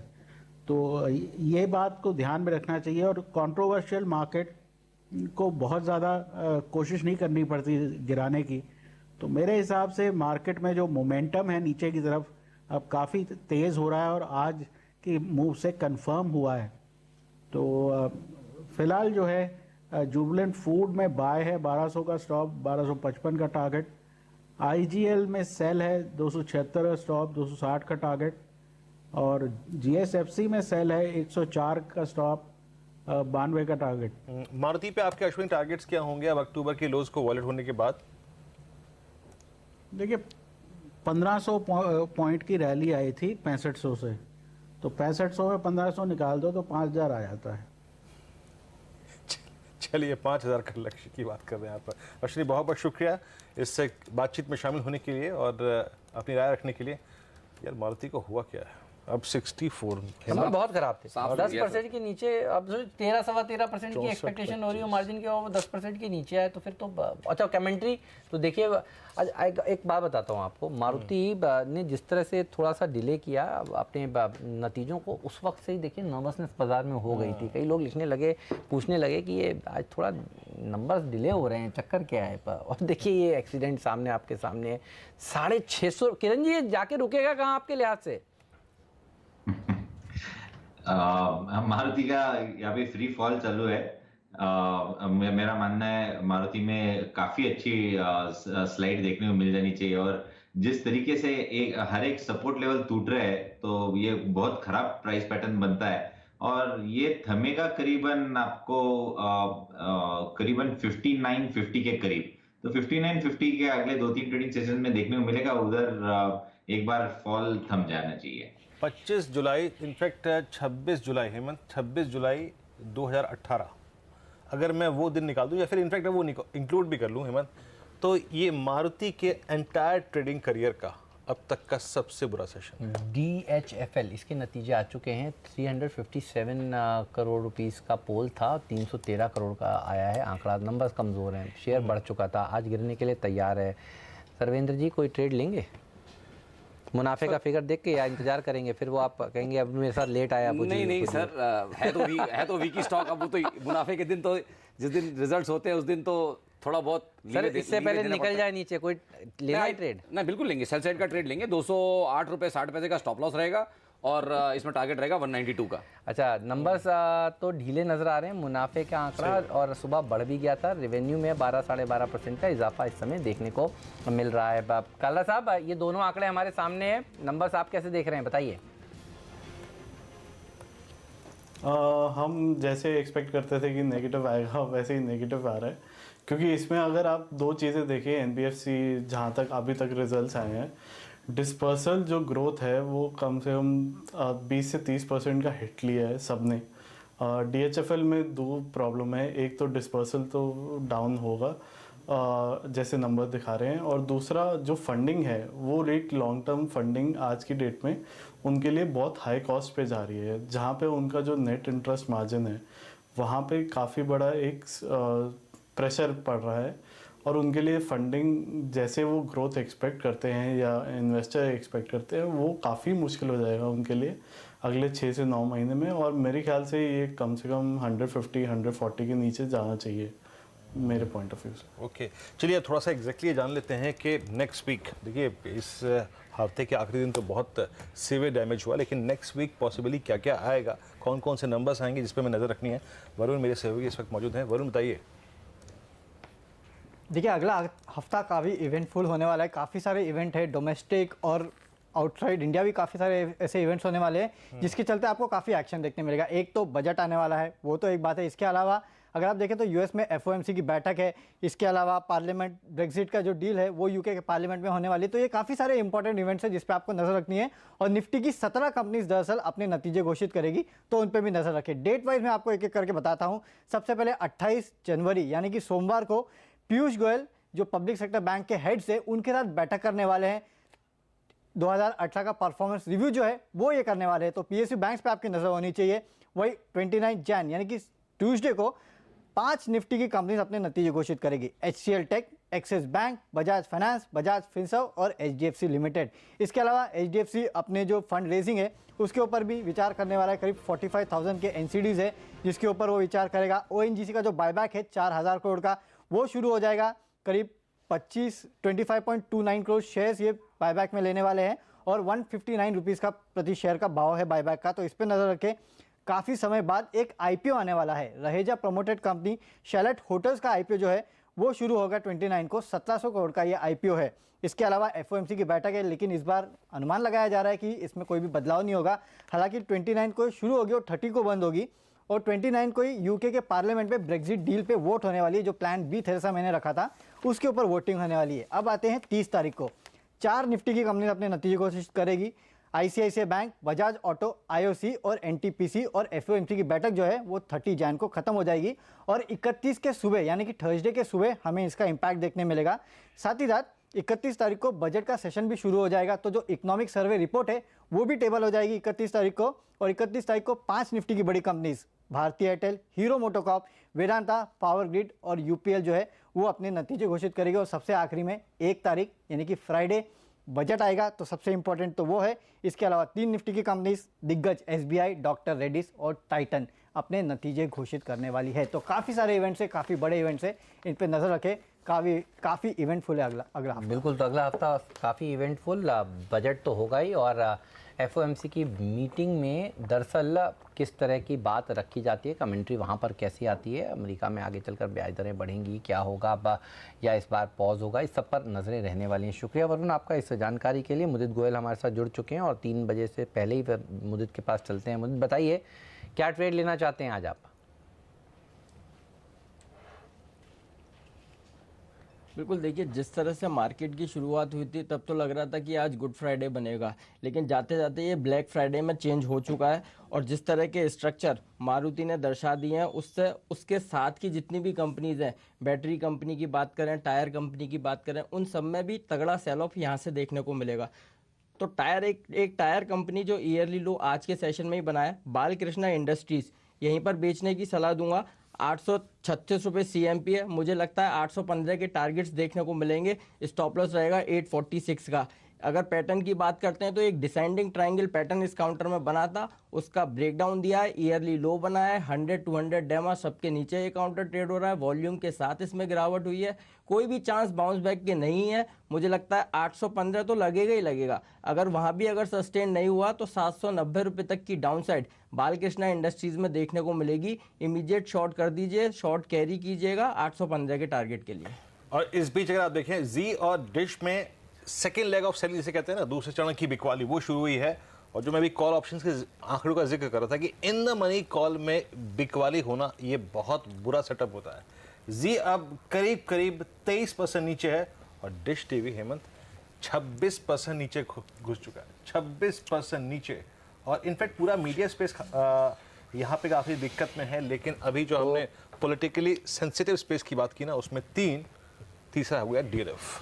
जी हाँ बाप, तो सबसे पहले 25 रुपये की जो लेवल था जिसका जिक्र हम करीब 6 महीने से कर रहे थे डिश पर, उस पर मोहर लगा देते हैं। क्यों? क्योंकि 24 रुपये 55 पैसे का आज का इंटरडे का लो है। और बधाई हो किरण जी, आप कह रहे थे कि 25 तो थोड़ी देर में आ जाएगा, और लीजिए आपके सामने। और आपका नया टारगेट एक बार लोगों को लिखा दीजिए, आपने क्या बताया, और लोग फिर हम याद रखेंगे और हम भी याद रखेंगे, ताकि दोबारा वो टारगेट आए तो उस पर आपकी मोहर लगाएंगे। डिश टीवी बताइए, अगला टारगेट क्या है? 25 तो हासिल हो चुका। 18 और 14 ये दूसरे दो टारगेट्स रहेंगे जो आपको थोड़ी दिनों में देखने को मिल जाने चाहिए। और एक मेरे रडार पे है, अगर आप बताइए सर, बताइए, बिल्कुल बताइए। रिलायंस इंफ्रा, ये एक शॉर्ट कैंडिडेट है, बेहतरीन शॉर्ट कैंडिडेट है, इसको छोड़ना ही नहीं चाहिए। ऐसा इतना बढ़िया शॉर्ट कैंडिडेट है। इसको अगर हम देखते हैं तो पिछले 10 साल के लोज जो है इसने वायलेट किए हैं। इतना बड़ा शॉर्ट पैटर्न बहुत कम बार देखने को मिलता है, और ये शॉर्ट कैंडिडेट है और डिलीवरी तो बेच के ही चलना चाहिए। मेरा मानना है कि अगर आप थोड़े दिन के लिए रुकते हैं, ये काउंटर नेक्स्ट महीने तक रुकते हैं, तो इसका टारगेट करीबन 185 से 180 तक के देखने को मिल जाने चाहिए। यानी इधर से 100 रुपए का फॉल है। ये बहुत ही खराब पैटर्न है, डिलीवरी से बाहर निकल जाना चाहिए इस काउंटर से। मैं आपकी बात से पूरी तरह इत्तेफाक रखता हूं। और जब मैं आज स्टूडियो में एंटर कर रहा था तो मैंने सोचा कि मैं कुछ सेक्टर्स पर बात करूंगा जो पॉलिटिकली सेंसिटिव हैं, जिसमें अडानी ग्रुप भी आता है, DLF भी आता है, जी भी आता है, और ADAG पैक भी आता है। आर पावर तो गिर ही रहा था, और आर इंफ्रा की आपने बात तक कर ली। तो आर इंफ्रा अभी के अभी बेचने वाला स्टॉक है, 4.5% देखिए नीचे ये स्टॉक इस समय कारोबार कर रहा है। सर साथ हैं आप अपने मित्र के? कौन सा स्टॉक बोला सर? सॉरी मिस कर गया। आर इंफ्रा की बात हो रही है सर। आर इंफ्रा तो है हमारे साथ। आई थिंक क्लियरली स्टॉक तो वीक ही है। आई थिंक बेच के काम कर सकते हैं। कितना, कहाँ तक का लेवल आप देंगे बताइए? देखिए परसेंटेज बोलूँगा, आई थिंक 4-5% तो बिल्कुल घट सकता है, वहाँ तक तो बिल्कुल लेके चलना चाहिए। और आपको तकरीबन 260-65 के लेवल मिल सकते हैं। आई थिंक 60 के 260 तक के लेवल मिल सकते हैं। मुद्दे आपको भी नजर आ रहा है क्या आज आर पावर हो, आर इंफ्रा हो, ADAG पैक के लिए भी मुश्किल भरा दिन है? इस पर आपके टारगेट्स क्या हैं? और अगर कोई और स्टॉक आपके रडार पर आया हो तो वो भी बताइए। हेमंत जी देखिए, सबसे पहले तो ये कहूँगा, अभी मैंने बालकृष्णा इंडस्ट्रीज को बेचने के लिए कहा था। 836 रुपये CMP था और 821 रुपये का लो इस काउंटर ने विद इन 2-3 मिनट्स के अंदर लगाया है। और अगर ये कहूँगा, अगर किसी ने F&O के अंदर बेचा होगा तो 800 शेयर्स का लॉट है, तो विद इन 2-3 मिनट्स 9,600 और 10,000 के आसपास रुपए बन चुके हैं। तो अभी भी मुझे इस काउंटर में वीकनेस तो नज़र आ रही है। 815 का जो टारगेट दिया था वो लगेगा ही लगेगा।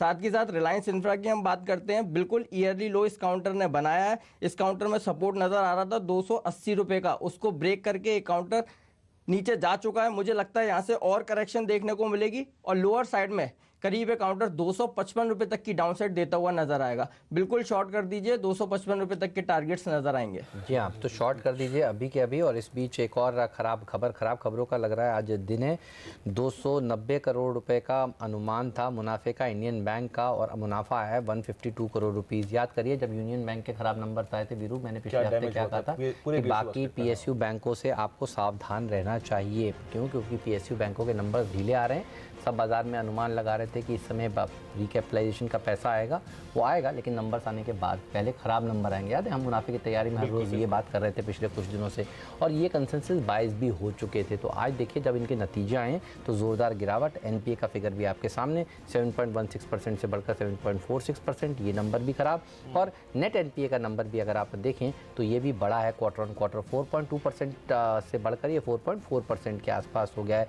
प्रोविजनिंग के ऊपर आपकी नज़र होनी चाहिए। प्रोविजनिंग का आंकड़ा जो है पिछली बार 1004 करोड़ का था और इस बार 923 करोड़ रुपीस का, यानी लगभग फ्लैट। अच्छी बात यही है इन नंबर्स में कि प्रोविजनिंग बढ़ी नहीं है, लेकिन 50% मुनाफा घटा है साल दर साल। इंडियन बैंक डेज लो पर पहुंचता हुआ 10% नीचे इस वक्त का एक और बड़ा एक्सीडेंट। किरण जी क्या व्यू है? इंडियन बैंक, मेरा मानना है कि इंडियन बैंक में भी जो चार्ट पैटर्न है वो काफी खराब है, और मुझे लगता है कि इधर से और निचले स्तर देखने को मिल सकते हैं। 220 के लेवल्स पोजिशनल के लिहाज से देखने को मिल जाने चाहिए। ये जो अपमूव हमने देखा था इस काउंटर में वो कंप्लीटली निगेट कर चुका है, और 220 के करीब एक बेस है, वो वापस एक बार टेस्ट होता नजर आ जाना तो इस स्टॉक पर तो रखिएगा नज़र, ये दबाव दिखाने ही वाला है। 9.5% नीचे इस समय कारोबार कर रहा है। शॉर्ट पोजीशंस अगर आपने बनाई हैं तो उसको होल्ड करिए। आपको भी कुछ नज़र आ रहा है इंडियन बैंक में इस समय? नहीं, आई थिंक क्लियरली वॉल्यूम्स के साथ इसमें सेलिंग आई है, और इसके जो इसके सपोर्ट एरियाज रहे हैं हिस्टोरिकली लास्ट अगर कुछ महीनों कुछ क्वार्टर्स का देखें तो 210 215 के आसपास इसको सपोर्ट आता है, तो वहाँ तक तो इसके लिए जगह खाली है। तो आई थिंक अगर किसी को ट्रेड लेना है या किसी के पास ऑलरेडी ट्रेड है, क्योंकि ऑलरेडी अभी 8% घट चुका है, तो अगर कोई ट्रेड कैरी कर रहा है आई थिंक 210-15 के आसपास थोड़ा प्रॉफिट बुक कर लें। स्टॉप लॉसेस ट्रेल करने हैं तो आई थिंक इस समय स्टॉप लॉस 237 हाफ के ऊपर रख लें और ट्रेल करके खड़े रहे मेरे हिसाब से। ये इंडियन बैंक जो है ना हेमंत, पूरी एंटायर बैंकिंग बास्केट में आप आज टॉप ओआई गेनर है, यानी काफ़ी मंदी खेली गई है, और इस वक्त मंदी खेलने के क्रम में 4 ही स्टॉक सबसे ऊपर हैं, जिसमें डीएलएफ का आपने जिक्र किया, इंडियन बैंक जुड़ गया, और उसके ऊपर डिश टीवी अब 35% नीचे। दैट मीन्स एक अस्तित्व पे सवाल है। 18 का टारगेट है, ध्यान रखिएगा। अब नया टारगेट जो डिश टीवी के लिए निकल कर आया है, किरण जी ने अभी दिया है, वो हासिल होने वाला है, उस पर आपकी नज़र होनी चाहिए। लेकिन एक बात बताऊं, देखिए ये बात हमने यूनियन बैंक के समय कहा था कि अगले जितने भी पीएसयू बैंक्स आ रहे हैं उनके नतीजों से आपको सावधान रहना चाहिए। कितनी क्लियरली ये बात बताई थी, एक हफ्ते पहले बात हुई थी। एग्जैक्टली। और अब सोमवार को नतीजे किसके हैं? कैनरा बैंक के। और हम याद करिए कैनरा बैंक में जब अच्छी खबर आई थी ना कि वो अपने कैनरा बैंक के चार्ट को लाते हैं डिश टीवी हटाकर, इसका फ्यूचर्स रखते हैं आपके सामने, क्योंकि कैश मार्केट और फ्यूचर्स में थोड़ा भाव में डिफरेंस होगा, लोगों को सही भाव मिले, वो हमारा उद्देश्य है। चार्ट देखिएगा किरण जी, आप बताइएगा जब तक। वीरू मैं आपको बताता हूँ, अच्छी खबर आई थी, याद है कि अपने कुछ एसेट्स नॉन कोर एसेट्स बेच सकते हैं, और हमने क्या कहा था, बेचने की तारीख तो बोली की मंगाने की तारीख है फरवरी में, उससे पहले तो इनके नतीजे आने वाले हैं, और पीएसयूज में डर हमेशा लगा रहेगा कि नंबर्स किस तरह के निकल कर आते हैं। तो ये सारे के सारे बैंक्स, आप चाहे वो कैनरा बैंक हो या जिसके अभी इंडियन बैंक के नतीजे आए, यहाँ पर अब ये डर बना रहने वाला है। कौन से लेवल्स इंपॉर्टेंट है और क्या ये स्टॉक भी अभी के अभी बेचने वाला है? क्योंकि अब हमने पूछा अब कैसे आ सकते हैं, क्या करना चाहिए इंडियन बैंक में, तो सर्वेंद्र बोले अब तो 9% नीचे है। इसमें क्या, क्योंकि ये 9% नीचे नहीं है, बेच दें अभी, 4-4.5% नीचे है, पैसा मिलेगा क्या सोमवार तक? देखिए चार्ट पैटर्न तो वीक है, 240 के टारगेट देखने को मिल जाने चाहिए, पर इधर बेचना नहीं है। थोड़ा सा एक छोटा सा पुल बैक आता है 2-3 रुपए का, तो उधर बेचेंगे तो आपका रिस्क रिवॉर्ड रेशियो प्रोफाइल अच्छा रहेगा। और जो शॉर्ट पोजीशन लेंगे इनके लिए स्टॉप लॉसेस रहेंगे करीबन 259 के, तो 253-254 के करीब अगर मिलता है तो बिल्कुल बेच के चलना चाहिए मंडे के लिए। वो क्या नजर आ रहा है सर? नहीं बिल्कुल, हमारा तो लास्ट फ्राइडे का सेल है, मतलब पीएसयू बैंकिंग हमने कैन बैंक और हमने उस समय बॉब भी कैन बैंक, बॉब और बैंक ऑफ इंडिया हमने उस दिन डिस्कस किया था, और तीनों में ध्यान ये था कि तीनों में सेल्स हैं, क्योंकि उसके कारण यही थे कि सारे के सारे अपने की एवरेजेस के पुल बैक करने के बाद 200 डे या 50 डे एवरेज के पुल बैक करने के बाद डिसाइसिवली उनको तोड़ रहे हैं। तो इसके लिए क्या टारगेट है सर अगर अभी बेचे तो? देखिए फ्राइडे वाला टारगेट तो आ गया, मैं उसको एक्सटेंड करना चाहूंगा, तो मैं मान के चलूंगा कि 248 247 248 नीचे में और आएगा, और अगर किसी के पास ट्रेड्स हैं तो कैरी करें, और अभी के लिए फिलहाल 258.10 का एक स्टॉप लॉस लगाएं, और आई थिंक नीचे के टारगेट्स के लिए कैरी करें। बिल्कुल। तो देखिए ये भी बैंक का, अच्छा आईओबी के भी नंबर्स आए हैं, मुनाफे से घाटे में आए, 791 करोड़ रुपीस के प्रॉफिट के मुकाबले 346 करोड़ रुपीस का, माफ़ कीजिएगा 971 करोड़ रुपीस के लॉस के सामने 346 करोड़ रुपीस का लॉस है। तो हरे निशान में इसलिए दिख रहा है क्योंकि लॉस जो है वो थोड़ा सा कम होता हुआ नजर आया, लेकिन है तो लॉस ही। एनपीएज भी देखिए करीब 24-25% के आसपास के निकल कर आए हैं। तो दबाव, अच्छे नंबर्स नहीं आ रहे हैं पीएसयू बैंक्स के। वाकई अगर आप देखें ये थोड़ा सा, इसलिए भी अगर आप देखें इस बीच एक व्यू और लेते हैं संजीव भसीन, हाँ संजीव भसीन से व्यू भी लेते हैं। भसीन साहब, इनफैक्ट ये बात कुछ नतीजों से पहले ही अगर आप देखें स्पष्ट हो गई थी कि शायद पीएसयू बास्केट इस बार अच्छे नंबर ना दे। आप इंडियन बैंक के नंबर देखिए कितने हतोत्साहित, कितने डिमोरलाइज करने वाले नंबर हैं। आपकी अप्रोच क्या रहेगी पीएसयू बास्केट पे अब इन नंबर्स के बाद?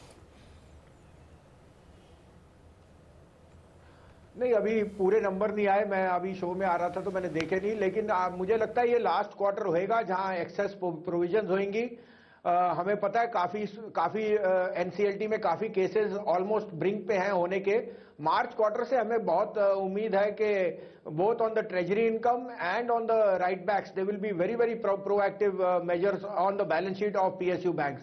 तो यहाँ पे आज की फॉल का आपको because of the market sentiment है, नहीं तो मेरे को लगता है ये ऑलरेडी प्राइस्ड इन था। मुझे स्टैंड आउट रहेगा स्टेट बैंक, जहां पे मुझे बहुत उम्मीद है ऑन दी अपसाइड, और पीएनबी। ये दोनों बैंकों में हमारे को उम्मीद है कि numbers will be far ahead of estimates. Alright. और आज जो सबसे बड़ा एक्सीडेंट है डिश टीवी जी एंटरटेनमेंट, इस पर क्या राय है भसीन साहब? तो हेमंत मैंने देखा नहीं, लेकिन मैंने अभी मेरे को किसी ने मैसेज किया कि द वायर ने एक जर्नलिज्म है, उन्होंने जर्नलिस्ट मीडिया है जिन्होंने एक रिपोर्ट निकाली है on some linkages from 2015 and 17। अब ये कहां तक ट्रू है फॉल्स है ये पता नहीं, जरूर कोई ना कोई रूमर है जो किसी ने अनलोडिंग की है। जी ने आपको बताया ही है कि वो अपनी हिस्सेदारी बेचने के प्रयास में है, और बहुत बड़े बड़े ग्लोबल नाम्स उनके नाम में है। मुझे लगता है कुछ वेंडटा या कुछ पॉलिटिक्स ऐसी है जहां पे रूमर ज्यादा प्ले आउट कर रहे हैं। तो स्टॉक इज फॉलन 100 रुपीज, उसके लिए कुछ कहना बड़ा मुश्किल है। वैल्यू इसमें 425 में भी थी, तो 325 में तो और अट्रैक्टिव है। लेकिन हमें ये रूमर्स के ऊपर जो एक्ट है, ये जब तक न्यूज पूरी नहीं आएगी तब तक कुछ कहना बड़ा मुश्किल है। तो आई वुड स्टे, अभी आप अगर इन्वेस्टर नहीं है तो stay away, let the murkiness get over. और अगर आप रूमर को इग्नोर कर सकते हैं तो काफी वैल्यू दिखती है मुझे इस स्टॉक में। बिल्कुल। और देखिए सबसे पहले सीएनबीसी आवाज़ ने आपको आज बताया था कि ये स्टॉक आज ज़ोर से गिर सकते हैं। वो रिपोर्ट तो द वायर की बात भसीन साहब कर रहे हैं वो बिल्कुल सही है, लेकिन हमारे एक्सपर्ट्स आपको कह रहे थे यहाँ पर ट्रेडिंग में आप मोटा पैसा कमा सकते हैं। आप देखिए एसएल प्रोपैक जैसे स्टॉक्स, ये भी जी ग्रुप के स्टॉक्स हैं, ये 17-18% नीचे कारोबार कर रहे हैं। पूरा का पूरा पैक देखिए इस समय दबाव के साथ कारोबार करता हुआ। जी मीडिया में भी ज़ोरदार पिटाई हो रही है। तो सुनिए क्या बताया गया था आपको। एंटरटेनमेंट के शेयर में भारी गिरावट देखने को मिली थी। तो खबरें ये चल रही थी कि यहाँ पर प्रमोटर्स अपनी हिस्सेदारी का 50% बेच सकते हैं। वो हिस्सा खरीदने के लिए कुछ लोगों ने इंटरेस्ट दिखाया और कुछ दिनों में इस तरह की बोलियां आ सकती हैं। मैनेजमेंट कह रहा है इन अटकलों पर वो टिप्पणी नहीं करेगा। टॉक ऑफ द मोमेंट है 18% नीचे विरूप जी एंटरटेनमेंट। अभी जल्दबाजी मत करिए, नहीं खरीदना चाहिए। हर्षदा और मैं कल इस समय शो कर रहे थे, 16-17% देखिए नीचे ये शेयर पहुंच गया। इसमें कौन सा पैटर्न बना है? इसका कंधा टूट गया सर, इसमें सेम पैटर्न है। इसका कंधा टूटा है, आज ही टूटा है, और इसके लिए इतनी जोर से गिरावट है, वॉल्यूम्स भी हैं, और अगर इसमें डिलीवरी उतर गई तो आई थिंक नेकलाइन के ऊपर फिर दोबारा जाना इसके लिए मुश्किल हो जाएगा। आखिरी सौदा में 427 रुपये पे कहा था कि ये सब जो खबरें चल रही हैं कि इसमें कोई हिस्सेदारी खरीदने के लिए आगे आ सकता है, इस पर विश्वास मत करिएगा। 427 वाला 321 का लो, एक ही दिन में 24 घंटे के अंदर अंदर 100 रुपये का बड़ा फॉल। और हेमंत बड़ी कमाई कॉल ली थी, जिसने देखा और किया, बड़ी कमाई। एग्जैक्टली। तो ट्रेडर्स के लिए मौके और बहुत बड़ी गिरावट और बिल्कुल, तो ट्रेडर्स तो शॉर्ट करके भी कमाते एक साथ इतने नामों का आना है वो अपने आप में अगर आप देखें शक नहीं जाहिर करता है। आज अनुज भी दोपहर में सुबह मेरे साथ बैठे हुए थे 11 बजे वाले शो में, खुद ही TV 18 में शो होस्ट करते हैं, वो कहते हैं मुझे भी ऐसे ही लग रहा था। No smoke without fire. लेकिन देखिए प्रेशर तो बहुत ज़ोर से बना है इस स्टॉक में, नो डाउट। मुदित कुछ ऐड करना चाहते हैं, मुदित बताइए आप क्या कह रहे हैं? हेमंत जी, मैं जी के बारे में कुछ नहीं कहूँगा क्योंकि ऑलरेडी ये इतना गिर चुका है, लेकिन मेरे पास एक ऐसा स्टॉक है, NBFCs में लगातार हम करेक्शन देख रहे हैं।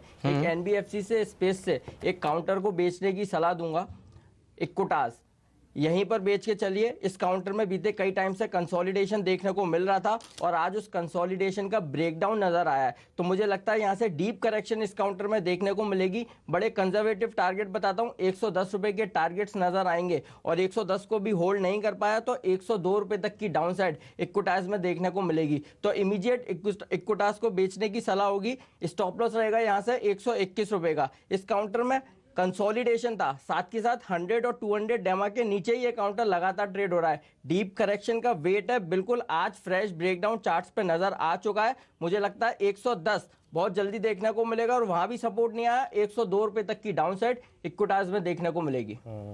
भसीन साहब, ये बताइए, चलिए थोड़ी देर के लिए इस नेगेटिव माहौल को थोड़ा सा पीछे छोड़ के अब अगले हफ्ते के लिहाज से फोकस करते हैं। कुछ चीज़ें अच्छी भी हैं इस बाज़ार में और ब्रिटानिया को भी दिख रहा था मैं, ब्रिटानिया भले ही थोड़ा नीचे आया लेकिन वॉल्यूम्स काफ़ी शानदार, इंडेक्स में इसके शामिल होने की बात हो रही है। कुछ ऐसी अपॉर्चुनिटीज़ इस अर्निंग सीजन में जो आपको नज़र आ रही हैं इस वक्त? तो देखिए 3 शेयर स्टैंड आउट हैं, एशियन पेंट, रिलायंस और TCS। तीनों अपने अपने क्षेत्र में दिग्गज है और तीनों बेस्ट प्लेस टू हाइड होंगे इस माहौल में। आप एक HDFC भी डाल सकते हैं और थोड़ा सा अगर आप रिस्क ले सकते हैं तो 2 नाम आपको कहूंगा जो इस क्वार्टर के लिए या इस अर्निंग के लिए नहीं लेकिन इस साल में बहुत आपको वेल्थ क्रिएट करेंगे, IDFC बैंक और NBCC। IDFC बैंक में मैं आपके यहाँ 36-37 से कह रहा हूं, अभी भाव बढ़ गया है लेकिन अभी भी उतना नहीं बढ़ा जितना मुझे इसकी उम्मीद है कि ये ऑलमोस्ट 1 साल में डबल हो जाएगा। और दोनों में बिजनेसेस बहुत स्ट्रांग है, दोनों में ऐसी कोई मर्कीनेस नहीं है, नई मैनेजमेंट है, Vaidyanathan is leading from the front.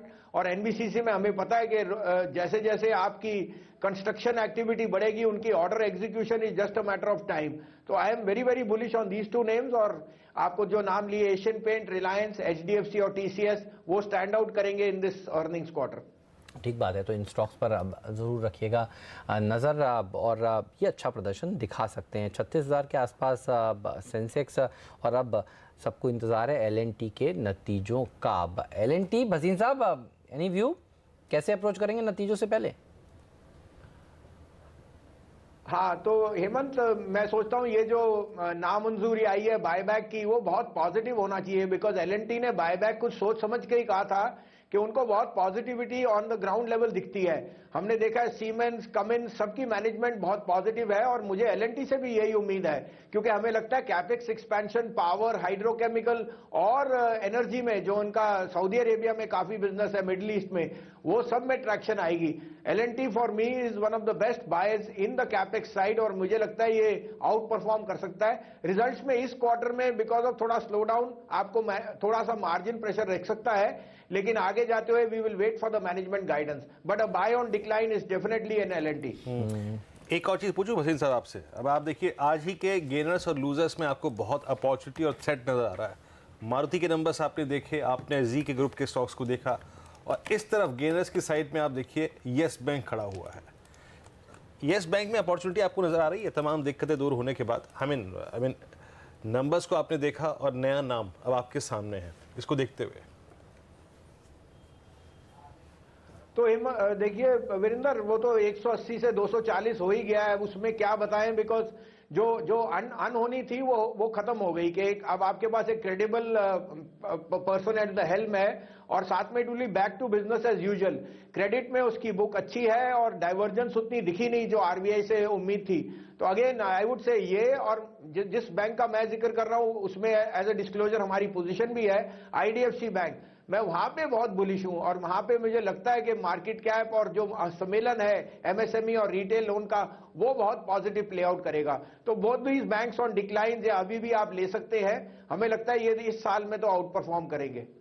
और देखिए सीएनबीसी आवाज़ ने एक ट्विटर का पर पोल आपसे पूछा था और आपसे ये कहा था कि येस बैंक में जो मैनेजमेंट चेंज हुआ है नए सीईओ की नियुक्ति के बाद, क्या आप इस शेयर को अब खरीदना चाहेंगे? तो देख लेते हैं किस तरह का रिस्पांस आप लोगों ने दिया, क्योंकि आपका जवाब भी बहुत महत्वपूर्ण है। देखिए 66% पार्टिसिपेंट्स ने कहा कि जी हाँ वो खरीदना चाहेंगे। अब ये क्लैरिटी आने के बाद देखिए यही एक सबसे बड़ा ओवरहैंग था इस स्टॉक में, इसके चलते ये शेयर चल नहीं पा रहा था, बार बार 200 के ऊपर आता था और नीचे फिसल जाता था। लेकिन अब बढ़िया प्रदर्शन स्टॉक ने दिखाया। कल जिस तरह का अनाउंसमेंट हुआ 34% लोग कह रहे हैं कि वो नहीं खरीदना चाहेंगे, अब भी देखना चाहेंगे आगे के नतीजे कैसे आते हैं रुपए में। लेकिन अचानक से देखिए गिरावट देखने को मिल रही है। बजट ये सबसे बड़ी इवेंट है भसीन साहब अगले हफ्ते का, और मैं कुछ रिपोर्ट्स पढ़ पाया कल, सारी रिपोर्ट्स एक ही बात कह रही हैं, बहुत ही पॉपुलिज्म देखने को मिलेगा इस बजट में। और कुछ लोग कह रहे हैं कि पॉपुलिस्ट टॉक हो लेकिन प्रूडेंट वॉक हो। ऐसा कुछ देखें तो सही है, वरना दिक्कत की बात हो सकती है। आपका अपना आकलन क्या है, कैसा हो सकता है अगले हफ्ते इसी दिन आने वाला बजट? हाँ, तो देखिए मार्केट हमारा इसलिए नहीं चला क्योंकि बजट है और लोगों को आशंका है कि कुछ पॉपुलिज्म मेजर्स आएंगे। लेकिन यहाँ दो चीजें बहुत स्टैंड आउट करती है जो हमने पहले जेटली साहब से सुना और यहाँ पे एक तो एलटीसीजी की बहुत स्ट्रांग मांग है और अगर वो आ गया तो म्यूचुअल फंड इनफ्लोज, इक्विटी रुझान और साथ में more money towards banking sector, ये बहुत पॉजिटिव हो जाएगा। That will be a very big move अगर आ गया, उसकी उम्मीद है। दूसरा, टैक्स लिमिट 3 लाख से 5 लाख करने का, ये मुझे लगता है बहुत पक्का हो जाएगा क्योंकि tax slabs over a period of time जरूर घटेंगे। इसमें कुछ इंडिकेशन भी आ सकती है गवर्नमेंट की तरफ से। तो all in all I think it will दोनों पलने बराबर ही रहेंगे। एक तरफ बिकॉज ऑफ पॉपुलिज्म और इलेक्शन कुछ पॉपुलिज्म आ सकता है जो फिस्कल पे ड्रैग होएगा, लेकिन यहाँ पे LTCG would be the stand out dark horse जो मैं सोचता हूँ। उसके ऊपर कुछ भी अगर कुछ आया है तो that could be very very big trigger for the market. Favourite channel CNBC आवाज़ ने इस मुहिम को उठा दिया है और हम लगातार कह रहे हैं कि एलटीसीजी हट जाना चाहिए, घट नहीं हट जाना चाहिए, ये हम कह रहे हैं। इसकी कोई ज़रूरत नहीं थी। पिछली बार जब ये आया था उसके बाद से किस तरह से मूड सेंटिमेंट बिगड़ा था। तो भसीन साहब बढ़िया लगा सुनकर आप हमारे साथ हैं इस मुहिम में। सुनाते हैं और कौन कौन लोग इस मुहिम में हमारे साथ जुड़े हुए हैं। एलटीसीजी टैक्स ने तोड़ी बाजार की कमर। उस दिन तक जो सूचकांक था वो सूचकांक का लेवल फिर से आ ही नहीं सका है मार्केट में। सीएनबीसी आवाज की मुहिम, एलटीसीजी टैक्स को हटाए सरकार। कैपिटल गेन्स का औचित्य नहीं है, उसको हटाए ताकि मार्केट में लोगों का, ये एक बड़ा इंपॉर्टेंट मार्केट है। यहाँ पैसा, अगर इक्विटी मार्केट में पैसा नहीं आएगा तो देश की ग्रोथ कैसे होगी?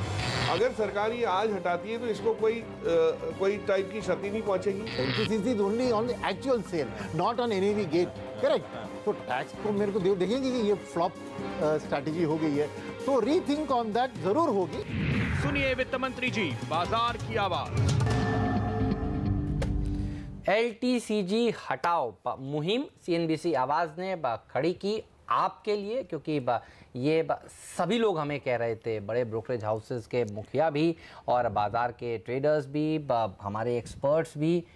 एक और अभी जब ये एलटीसीजी का प्रोमो चल रहा था तो सरविंद्र ने बोला, सरविंद्र, और ये एसटीटी वाली बात आज मुझे कई लोग सुबह ट्वीट भी कर चुके हैं, ये वाली मुहिम भी उठाई है, बताइए क्या चाहते हैं आप? देखिए, जब एलटीसीजी आया था वो पुरानी बात हो गई, तो उस समय लोग भूल जाते हैं कि जब हटाया था तो उस समय एसटीटी लगाया था। सही है। अब तो डुअल टैक्सेशन चल रहा है लास्ट ईयर से, और एसटीटी, मैं कहता हूँ एलटीसीजी भी बेटर, एसटीटी हटाना होगा क्योंकि उससे जॉब और आर्बिट्राज बाजार में डेप्थ वापस आएगी। तो दो में से एक तो हटाएं, चाहे एसटीटी हटाए चाहे एलटीसीजी हटाए, लेकिन दो में से एक हटाए, डबल टैक्सेशन से बचाएं। सो बिल्कुल दो में से एक हटना चाहिए।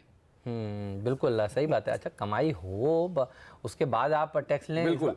भसीन साहब, इस बार तो पिछली बजट से इस बजट तक लॉन्ग टर्म में मुझे नहीं लगता सरकार के हाथ कुछ ज्यादा पैसा लगा होगा इस टैक्स के अंतर्गत। आपका क्या मानना है? बिल्कुल, इट्स अ नो ब्रेनर। ये तो इसमें तो कुछ भी नहीं आया। और जैसे सरविंदर ने कहा, आपने एसटीटी इसलिए लगाया था कि, और जब आपने एलटीसीजी लगा दिया तो एसटीटी तो डू अवे ना। अब दोनों हाथों से थोड़ी आप लूट के लोगे। तो आई थिंक इट्स एक चीज तो दीजिए, और एलटीसीजी करेंगे तो उससे इंसेंटिव, म्यूचुअल फंड और एक रुझान बहुत लंबा रहता है, नहीं तो फिर वही शॉर्ट टर्म मार्केट में वॉलिटिलिटी रहती है। आई थिंक मार्केट एक मैच्योरिंग स्टेज में है। अगर आप 5 साल बाद ये लगाएं तो आपको रेवेन्यू भी अच्छी मिलेगी और बाजार में उतनी स्टेबिलिटी भी आएगी। तो आई वुड रियली एडवोकेट के इस बार एलटीसीजी पे तो रिलैक्सेशन किया जाए, ये हट जाए। और 7 फरवरी को आरबीआई जो है वो ब्याज दरें कुछ नरम करने के, हाँ जी बिल्कुल, चाहने में क्या है। देखिए हम तो ऑप्टिमिस्टिक हैं, कैलिब्रेटेड टाइटनिंग से अगर वो न्यूट्रल की व्यू भी दे दें तो क्या बुरा है। अगली सीरीज में मजे आ जाएं। अच्छा, आपका क्या व्यू है भसीन साहब इस पर?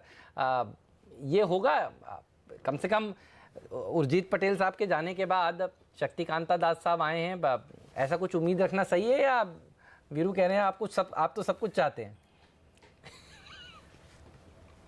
नहीं, बिल्कुल I think ground level person है, उन्होंने आते ही आपको काफी प्रोत्साहित किया है, काफी मेजर्स किए हैं और उन्होंने मीटिंग की है बैंकों के साथ। एक विजिबिलिटी तो आई है और रेट कट का अनिवार्य है। आपका food inflation is at a 4-year लो, आपकी इन्फ्लेशन बढ़ नहीं रही, ऑयल, बॉन्ड यील्ड सब अंडर कंट्रोल है। तो एक ग्लोबल क्यूज की वजह से हम हर बारी अटकली करते हैं। In fact need of the hour है कि यहाँ पे इंडस्ट्री को ग्रोथ दिया जाए, क्रेडिट में एक्सपेंशन आई जाए। मुझे तो बहुत पॉजिटिव लगता है कि शायद शक्तिकांता दास इसी क्वार्टर में, इसी मीटिंग में 25 बेसिस पॉइंट की आपको कट दे दें। ये दिल मांगे मोर इसे कहते हैं, ये दिल मांगे मोर। और देखिए मांगने से ही मिलता है, ये बात भी सही है। एलटीसीजी का जब से प्रोमो चला नया लो, जी में डेज लो वापस। एलटीसीजी का जब से प्रोमो चला ना, आप छोड़िए जी को, थोड़ी अच्छी खबर बताता हूँ व्यूअर्स को। बताइए। कुछ डे हाई पे आना शुरू हुआ है, और जब से स्टूडियो में आया हूँ ना तब से day low. HCL technologies at day high, दिन के सर्वोच्च तौर पे GAIL at day high, Cipla at day high, BEL at day high. कुछ स्टॉक्स जो हैं वो एटलीस्ट अगर आप देखें डे हाई की तरफ बढ़ रहे हैं। कुछ बता दीजिए सर, लॉन्ग वाले स्टॉक्स भी हैं क्या? सर थोड़ा मुश्किल ट्रेड है वो उठाना। वाले आप इनके मुंह से नहीं सुनते अभी ऐसा नहीं है। 7 साल वन साइड तेजी बोली, खाली 17 और 18 इसमें 18 से मंदी बोली। आईटी जो है ना वो स्ट्रॉन्ग है। सर टाइयां मेरे पास लाल रंग की थी नहीं, मैंने इसी साल खरीदी है। मैं तो हमेशा था तेजी में ही रहता। 7-8 जब से मैंने अपना कैरियर चालू किया एज अ कंसल्टेंट, लास्ट 7 साल से मैं तेजी में ही था। ये तो 18 में मैंने मंदी बोली, तब तक मेरे पास लाल टाई भी नहीं थी, एक से ही काम चला रहे थे। उसके बाद सब लाल टाई खरीदे। अब जब भी खरीदे लो लाल टाई खरीद रहे, क्योंकि अपने को लगता है कि अभी 3-6 महीने खराब हो सकते हैं। लेकिन आईटी में डाइवर्जेंस है, नो डाउट। अगर आप देखें, किरण आप कुछ कहना चाहेंगे इस बाजार में भी आईटी ने जिस तरीके से बिहेव किया? सुबह हम निफ्टी आईटी इंडेक्स पे बात कर रहे थे और इस बीच HCL टेक्नोलॉजीज अपने सारे एवरेजेस के ऊपर आके टिक रहा है। आपकी अप्रोच किरण? HCL टेक अपने सही स्टॉक पकड़ा है वीरेंद्र जी। इसने एक इम्पोर्टेंट लेवल 965 का क्रॉस किया है, और वो भी बहुत स्ट्रॉन्ग वॉल्यूम्स के साथ। इंडिकेटर्स, ऑसिलेटर्स सारे के सारे पॉजिटिव डाइवर्जेंस देखने को मिल रहा है। मेरा मानना है कि मंडे के लिए ये लॉन्ग ट्रेड ही रहना चाहिए, और टारगेट्स के लिए मैं मानता हूँ 995 के करीब हम जाते हुए देखेंगे। इसके ऊपर के लेवल्स भी देखने को मिल जाने चाहिए, पहले 995 का टारगेट रहेगा। और इस लॉन्ग ट्रेड के लिए आपका स्टॉप लॉस रहना चाहिए 965 का, यानी 10 रुपए का रिस्क है, 20 रुपए का रिवॉर्ड है, और उसके ऊपर भी लेवल देखने को मिल जाने चाहिए। मंडे को उसके ऊपर के लेवल्स डिस्कस करेंगे ये टेस्ट होने के बाद। ठीक बात है, तो इसके ऊपर रखिएगा नजर। लेकिन ये KPIT टेक्नोलॉजीज जब से ये कल का दिन भी देखिए इसके लिए मुश्किल भरा था, और हम लोग एक बार KPIT टेक्नोलॉजीज़ में एग्जैक्टली हमारी क्या बात हुई थी एक बार आपको सुनाते हैं। वो प्रोमो आपके सामने पेश करते हैं, क्योंकि कल हम लोग कह रहे थे ये 120 रुपए जो है ना इसकी फेयर वैल्यू है, ये अभी मत खरीदिए, ये और नीचे जा सकता है। फ्रेंकली 110 रुपए अब ये देखिए ये फिसलता जा रहा है, गिरता जा रहा है 14% नीचे। ये है इस समय का सबसे बड़ा एक्सीडेंट। बताते हैं आपसे कल क्या कहा था, और उसके बाद एक फ्रेश व्यू लेते हैं, भसीन साहब से पूछेंगे हो क्या रहा है। KPIT टेक आज जो रीलिस्टिंग हुई है इसकी फेयर वैल्यू है 120 रुपये प्रति शेयर। अभी ये शेयर चल रहा है 135 रुपये 75 पैसे पर, तो इसको चेस करने की गलती ना करें। अगर आप हो सकता है चल जाए, लेकिन वो गलत ट्रेड होगी। कल हाई पॉइंट से स्लिप, और आज देखिए इसमें अब ये अपनी फेयर वैल्यू की तरफ जा रही है।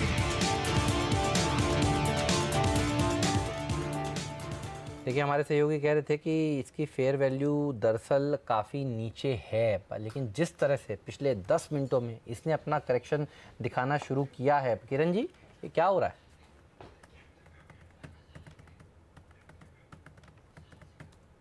किरण जी को आवाज़ पहुंच रही है? का चार्ट है खाली उसमें। चार्ट, हाँ ये बात तो पोस्ट रिबैलेंसिंग 2 ही दिन का चार्ट है, ऑब्वियसली मुश्किल सवाल।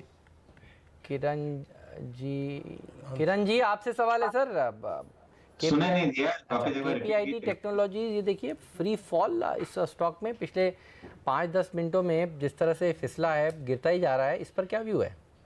वीक स्टॉक के ऊपर इधर अभी बेचने की सलाह नहीं रहेगी, क्योंकि इसने एक बहुत बड़ा गैप दिया है और पिछले जो करीबन पिछले 2017 के जो लोज है उसके बहुत करीब है। तो ये एक सपोर्ट का लेवल है, इधर शॉर्ट करने की सलाह नहीं है, क्योंकि आपका स्टॉप लॉस बहुत दूर है, तो रिस्क टू रिवॉर्ड रेशियो में नहीं बैठ रहा है, तो अवॉइड लिस्ट में रहेगा, पर स्टॉक वीक है। जी के इंट्राडे अगर आप फ्यूचर्स को देखें तो अब हेमंत 70 लाख शेयरों का बिल्डअप, और जो मैंने पुट लेने की बात कही थी, अब उसकी कॉल में भी, यानी उसी स्ट्राइक की कॉल में भी लगभग 1.5 लाख शेयरों का बिल्डअप है, यानी 340। और इवन मैं इनफैक्ट अगर आऊं सर्वेंद्र, अब एक सीरियस चैलेंज टारगेट्स भी आ गए सर, अपने 3 गुना हो गया, वो टारगेट आ गया। अब बताइए 300 का लेवल भी मेरे को उड़ता हुआ नजर आ रहा है यहाँ से। सर बिल्कुल वीकनेस तो है। अब बात यही है कि अभी 30% नीचे इंट्राडे में, अब आप और क्या बोलेंगे, जितने लेवल्स दे सकते थे दे दिए में है, अभी क्या कवर करें, मेरा प्रश्न ये है। नहीं कवर, देखिए ट्रेलिंग, जब आप एक बार प्रॉफिट में आ गए तो आप ट्रेल करके उसको चलने दीजिए ट्रेड को, वो एक सबसे बढ़िया एक स्ट्रेटजी रहती है। तो आप ट्रेल करिए, जिसके पास अच्छे प्रॉफिट्स हैं, आई थिंक प्रॉफिट में थोड़ा खेलिए, 15, 20, 17 रुपए पीछे ट्रेल करिए इसको। आई थिंक मेक सेंस कि आप वो ट्रेड को ट्रेल करें। अगर इसमें डैमेज है तो और भी हो सकता है, क्योंकि एफनो का आइटम है, इसका कोई नीचे में लिमिट नहीं है, ये कहीं तक भी गिर सकता है और कहीं तक भी जा सकता है, क्योंकि एफनो का स्टॉक है ये। ओके, इस बीच अगर आप देखें 300 रुपए का लेवल भी जो है वो जी एंटरटेनमेंट में उड़ने वाला है आपकी स्क्रीन पर 304 के प्राइस पर। और इस बीच डिश टीवी अब 33% उड़ चुका है, लेकिन मेरे स्क्रीन पे जो इस वक्त सारे टिक्स आ रहे हैं ना, वो जी डिश, और इस बीच अगर आप देखें अमरा राजा बैटरीज टेल ऊपर, एक छोटा सा टेक दीजिएगा इस पर सर्वेंद्र। अमरा राजा बैटरीज, हम जो एक पैटर्न की बात कर रहे थे, मोटा मोटी वो पैटर्न्स के नेकलाइंस के नीचे रहा है, ये पुलबैक्स में भी इसने उस पैटर्न्स छोड़िए अमरा राजा बैटरीज को जी एंटरटेनमेंट 300 रुपए का भाव भी अब स्क्रीन से गया, तो आप डैमेज का अंदाजा लगा सकते हैं। सीवियर डैमेज, ह्यूज शॉर्टिंग, और इनफैक्ट 294 मैं बोल ही रहा हूँ, और 7 रुपये उड़ गए इसमें। सही बात, आज ये दिख रहा है कि देखिए कहीं पर कोई बड़े शेयर जो प्लेज थे, हो सकता है वो ट्रिगर हुआ है, क्योंकि ये फॉल है वो ये दिखा रहा है कि किसी की बड़ी डिलीवरी बिकी है। वरना देखिए र्यूमर पे इतना बड़ा गिरावट, र्यूमर है सही है, लेकिन 5 सालों में एक दिन की सबसे बड़ी गिरावट है। इसका मतलब ये है कि यहाँ पर किसी की बड़ी पोजीशन फूटी है। सेम चीज डीएचएफएल में भी हुई थी जब गिरा था, एग्जैक्टली सेम चीज डीएचएफएल में रिपीट हुई। एग्जैक्टली, तो फिर आज देखना होगा हमारा मार्केट इंटेलिजेंस। अब जब हम बाहर जाएंगे तो हम पता करके आपको कल सुबह सबसे पहले बताएंगे कि दरअसल ये किसके शेयर बिके हैं, ये क्या प्लेज शेयर बिके हैं। लोगों के जहन में देखिए सवाल होंगे। देखिए भाई, इसलिए हमने उस समय भी कहा था कि प्रोमोटर्स की 60% के आसपास की, मुझे याद आता है, जो शेयर्स हैं वो प्लेज्ड हैं। और देखिए कल भी जिस वक्त वो खबर आई कि यहाँ पर डील हो सकती है, तब भी हमारा मानना ये था कि इसको नहीं खरीदिए। क्यों? अच्छा, इस तरह की खबरें ना कई शेयरों में आती हैं जब वो किसी प्लेज के भाव के आसपास होते हैं, और वो भाव अगर सपोर्ट नहीं करता तो ऑटोमेटिकली सिस्टम जो है वो प्लेज वाले शेयर बेच देता है। हम ये नहीं कह रहे ये हुआ होगा, हम ये कह रहे हैं कि इसकी पूरी संभावना है, मोस्ट लाइकली ऐसा ही हुआ होना चाहिए। क्यों? क्योंकि प्रमोटर्स कह रहे हैं कि वो जो अच्छा ट्रिगर ये हो सकता है, वो जो वायर वाली रिपोर्ट है, लेकिन दरअसल भाव भगवान है, और ये भाव दिखा रहा है कि आज कुछ बड़ी पोजीशन दरअसल बिकी है वीरू। बिल्कुल, डिलीवरी बेस्ड सेलिंग हुई है, और साथ ही अगर आप देखें वो चंक ट्रिगर हुआ है जो कि प्लेज था। हो सकता है, इसके चांसेस हैं, हम नहीं कह रहे हुआ है। तर्कसंगत यही है, रीजनेबल रीजन यही लगता है इसका। इस बीच अगर आप देखें एक स्टॉक और जो काफी सीवियर डैमेज लेके जा रहा है, वो है जीएसएफसी 9720। सर्वेंद्र माफ कीजिएगा, मैंने आपको बीच में रोका था उस वक्त। एक तो जीएसएफसी पे आपकी राय चाहूंगा मैं। क्लियरली आई थिंक वीकनेस इसमें भी गहराई है, और जिस तरह से इसमें वॉल्यूम्स के अंदर इसमें भी सेलिंग आई है, 92 93 के स्तर इमीडिएट लेवल्स पे नीचे रहेंगे। एक आध 2 पॉइंट अगर बाउंस कर जाए तो रिस्क थोड़े बेटर हो जाए, बट आई थिंक अगर किसी को करना है तो 92 के टारगेट से कर सकते हैं। 2 पॉइंट बाउंस में बेचे तो ज़्यादा बेहतर है। स्टॉप लॉस रहेगा आपका 102 रुपये 60 पैसे और बेचिए काम करना चाहिए। और देखिए वीरू, उस लॉजिक के पीछे जो जी वाला है उसके पीछे वॉल्यूम्स जो हैं वो आप देखिए क्या हैं। 7.25 करोड़ शेयरों ने हाथ बदले हैं जी एंटरटेनमेंट में, आप देखिए। और जनरली 74 लाख शेयरों के आसपास का 10 डे एवरेज वॉल्यूम होता है। तो आज जो फॉल आया है वो वॉल्यूम्स के साथ आया है। और डिश में आप देखिए किस तरह के वॉल्यूम्स आपको नजर आए हैं। तो आज सन 2002 के बाद सबसे हाईएस्ट वॉल्यूम है एजी के आज के। 10 करोड़ से ज्यादा शेयरों ने दरअसल हाथ बदले हैं। आज डिश का भाव आ गया वो वाला जो आप दे रहे थे ना 19 रुपए का हेमंत, जी हाँ, ये 38 मेरा नहीं, ये 18 रुपए का जो लेवल है ये दरअसल किरण जी ने दिया था। और 38% टूटा है। सीरियस अगर आप देखें, इनफैक्ट वो इंटेलिजेंस की ज़रूरत है, एग्जैक्टली हुआ क्या ये बताना आपको बहुत ज़रूरी होगा, क्योंकि आपको भी अपने निवेश के प्रति कोई निर्णय तो लेना ही होगा। जी एंटरटेनमेंट आपकी स्क्रीन पर डे लो पर 302 के स्तर पर। खैर बाजार बंद होने वाला है और सिर्फ 30 सेकंड बाकी हैं। बहुत बुरा रहा आखिरी का 1.5 घंटा, लेकिन कुछ स्पेसिफिक समूह के लिए बेहद ही आज की जो स्टोरी है जो सबको समझना चाहिए वो एक लाइन में है कि पॉलिटिकली सेंसिटिव स्टॉक से दूर रहिए। देखिए वायर्स स्पेशली चुनाव के ने जिस तरह से पिछली स्टोरीज करी हैं, जो बाजार में पुराने लोग हैं वो समझते हैं। और जिस तरह से आप देखिए आज बड़ा फॉल देखने को मिला है डीएलएफ में 10% का एक ही दिन में। और पिछले कुछ दिनों से हम लगातार कहते थे कि डीएलएफ से दूर रहिएगा, रियल एस्टेट सेक्टर के लिए अच्छी खबरें आएंगी, लेकिन उस पर हमने डीएलएफ कभी भी खरीदारी की राय इसलिए नहीं दी थी क्योंकि पॉलिटिकली सेंसिटिव स्टॉक है। तो पॉलिटिकली सेंसिटिव स्टॉक से इलेक्शंस तक अब लोग थोड़ा परहेज करेंगे। आर पावर, अडानी ग्रुप, ये तमाम स्टॉक्स में देखिए जोरदार गिरावट आज के सत्र में देखने को मिली है। 150 अंक नीचे जाकर सेंसेक्स ने समाप्ति दी है। निफ्टी ने करीब 75 अंक नीचे जाकर समाप्ति दी है। 10,800 के नीचे क्लोजिंग, अच्छी क्लोजिंग नहीं कही जाएगी। मिड कैप इंडेक्स 1.5% नीचे, एक बढ़ने वाले शेयर के सामने 2 गिरने वाले शेयर। और बैंक निफ्टी में 150 पॉइंट की गिरावट। बेहद खराब दिन जी एंटरटेनमेंट, जी डिश टीवी देखिए आज के सबसे बड़े लूज़र। जब हम लोगों ने शो शुरू किया था तो 18% तक की गिरावट थी, लेकिन देखिए सेकेंड हाफ में गिरावट और गहराती गई। 300 के नीचे जाकर जी एंटरटेनमेंट ने दरअसल समाप्ति दी है। एसएल प्रोपैक इन्हीं की ग्रुप कंपनी है जी की। और जी मीडिया में भी देखिए जोरदार गिरावट आज के सत्र में देखने को मिली। तो एसएल ग्रुप के लिए आज का दिन बेहद भारी उन खबरों के चलते जो कि छपी कि भाई हो सकता है डिमोनेटाइजेशन के समय कुछ ना कुछ कैश सिस्टम में डाला गया है। और यहाँ पर प्रमोटर्स इस खबर का खंडन करते हुए, लेकिन शेयर में कोई रिलीफ की बात नहीं। मारुति के खराब नंबर्स, इंडियन बैंक के वीक नंबर्स जोर से पिटा। डीएलएफ भी देखिए दिन के हाई से करीब 7-8% नीचे जाकर बंद हुआ। हर निशान में मुश्किल से बंद हुआ है। नंबर्स तो इसके भी ढीले ही नजर आए। इसके अलावा आज के सबसे बड़े लूजर्स देखिए अल्ट्राटेक सीमेंट था। और सुबह सुबह आप जब सीएनबीसी आवाज़ के साथ थे तो 9:20 पर कहा गया था कि ये शेयर बेच दीजिए, 250 रुपये तक का प्रॉफिट आपको हो सकता है। और देखिए 260 रुपये नीचे जाकर ये शेयर ने समाप्ति दी है। हीरो मोटोकॉर्प हम आपको कुछ देर पहले बता रहे थे, मारुति के खराब नंबर्स के बाद इसको बेचिए क्योंकि इसके नतीजे आने वाले हैं अगले हफ्ते। और देखिए ये शेयर भी आज नीचे जाकर बंद हुआ है डेज लो के करीब। इसके अलावा केपीआईटी टेक्नोलॉजीज के लिए भी भारी दिन और जीएनएफसी के लिए वायदा कारोबार में जिनके जम के पिटाई हुई, डिश टीवी, केपीआईटी, डीएलएफ और जीएसएफसी का जिस पर हमने बात की थी। बैंकों में आज सीवियर डैमेज हुआ और बैंक निफ्टी ऑलमोस्ट 27,000 की ट्रैजेक्टरी में गया। लेकिन पीएसयू स्पेस ये सबसे अगर आप देखें पेनफुल कहीं ना कहीं भाग रहा। Federal bank, bank of Baroda, ICICI bank, PNB, ICICI bank को देखिए अब 357 के स्तर पे। और इस बीच अगर आप देखें आज के 2020 की टीम, खिलाड़ियों की चॉइस और खिलाड़ियों की रिटर्न्स को देखते हैं। हेमंत और नीरज की रिटर्न्स कैसी रही आपकी स्क्रीन पर आप देखेंगे और रिजल्ट्स आपकी स्क्रीन पर। हेमंत 1% और नीरज जी लगभग सवा, इनफैक्ट 1.5% के आसपास की रिटर्न्स रही। आइए देखते हैं टीम में शानदार प्रदर्शन किसका रहा।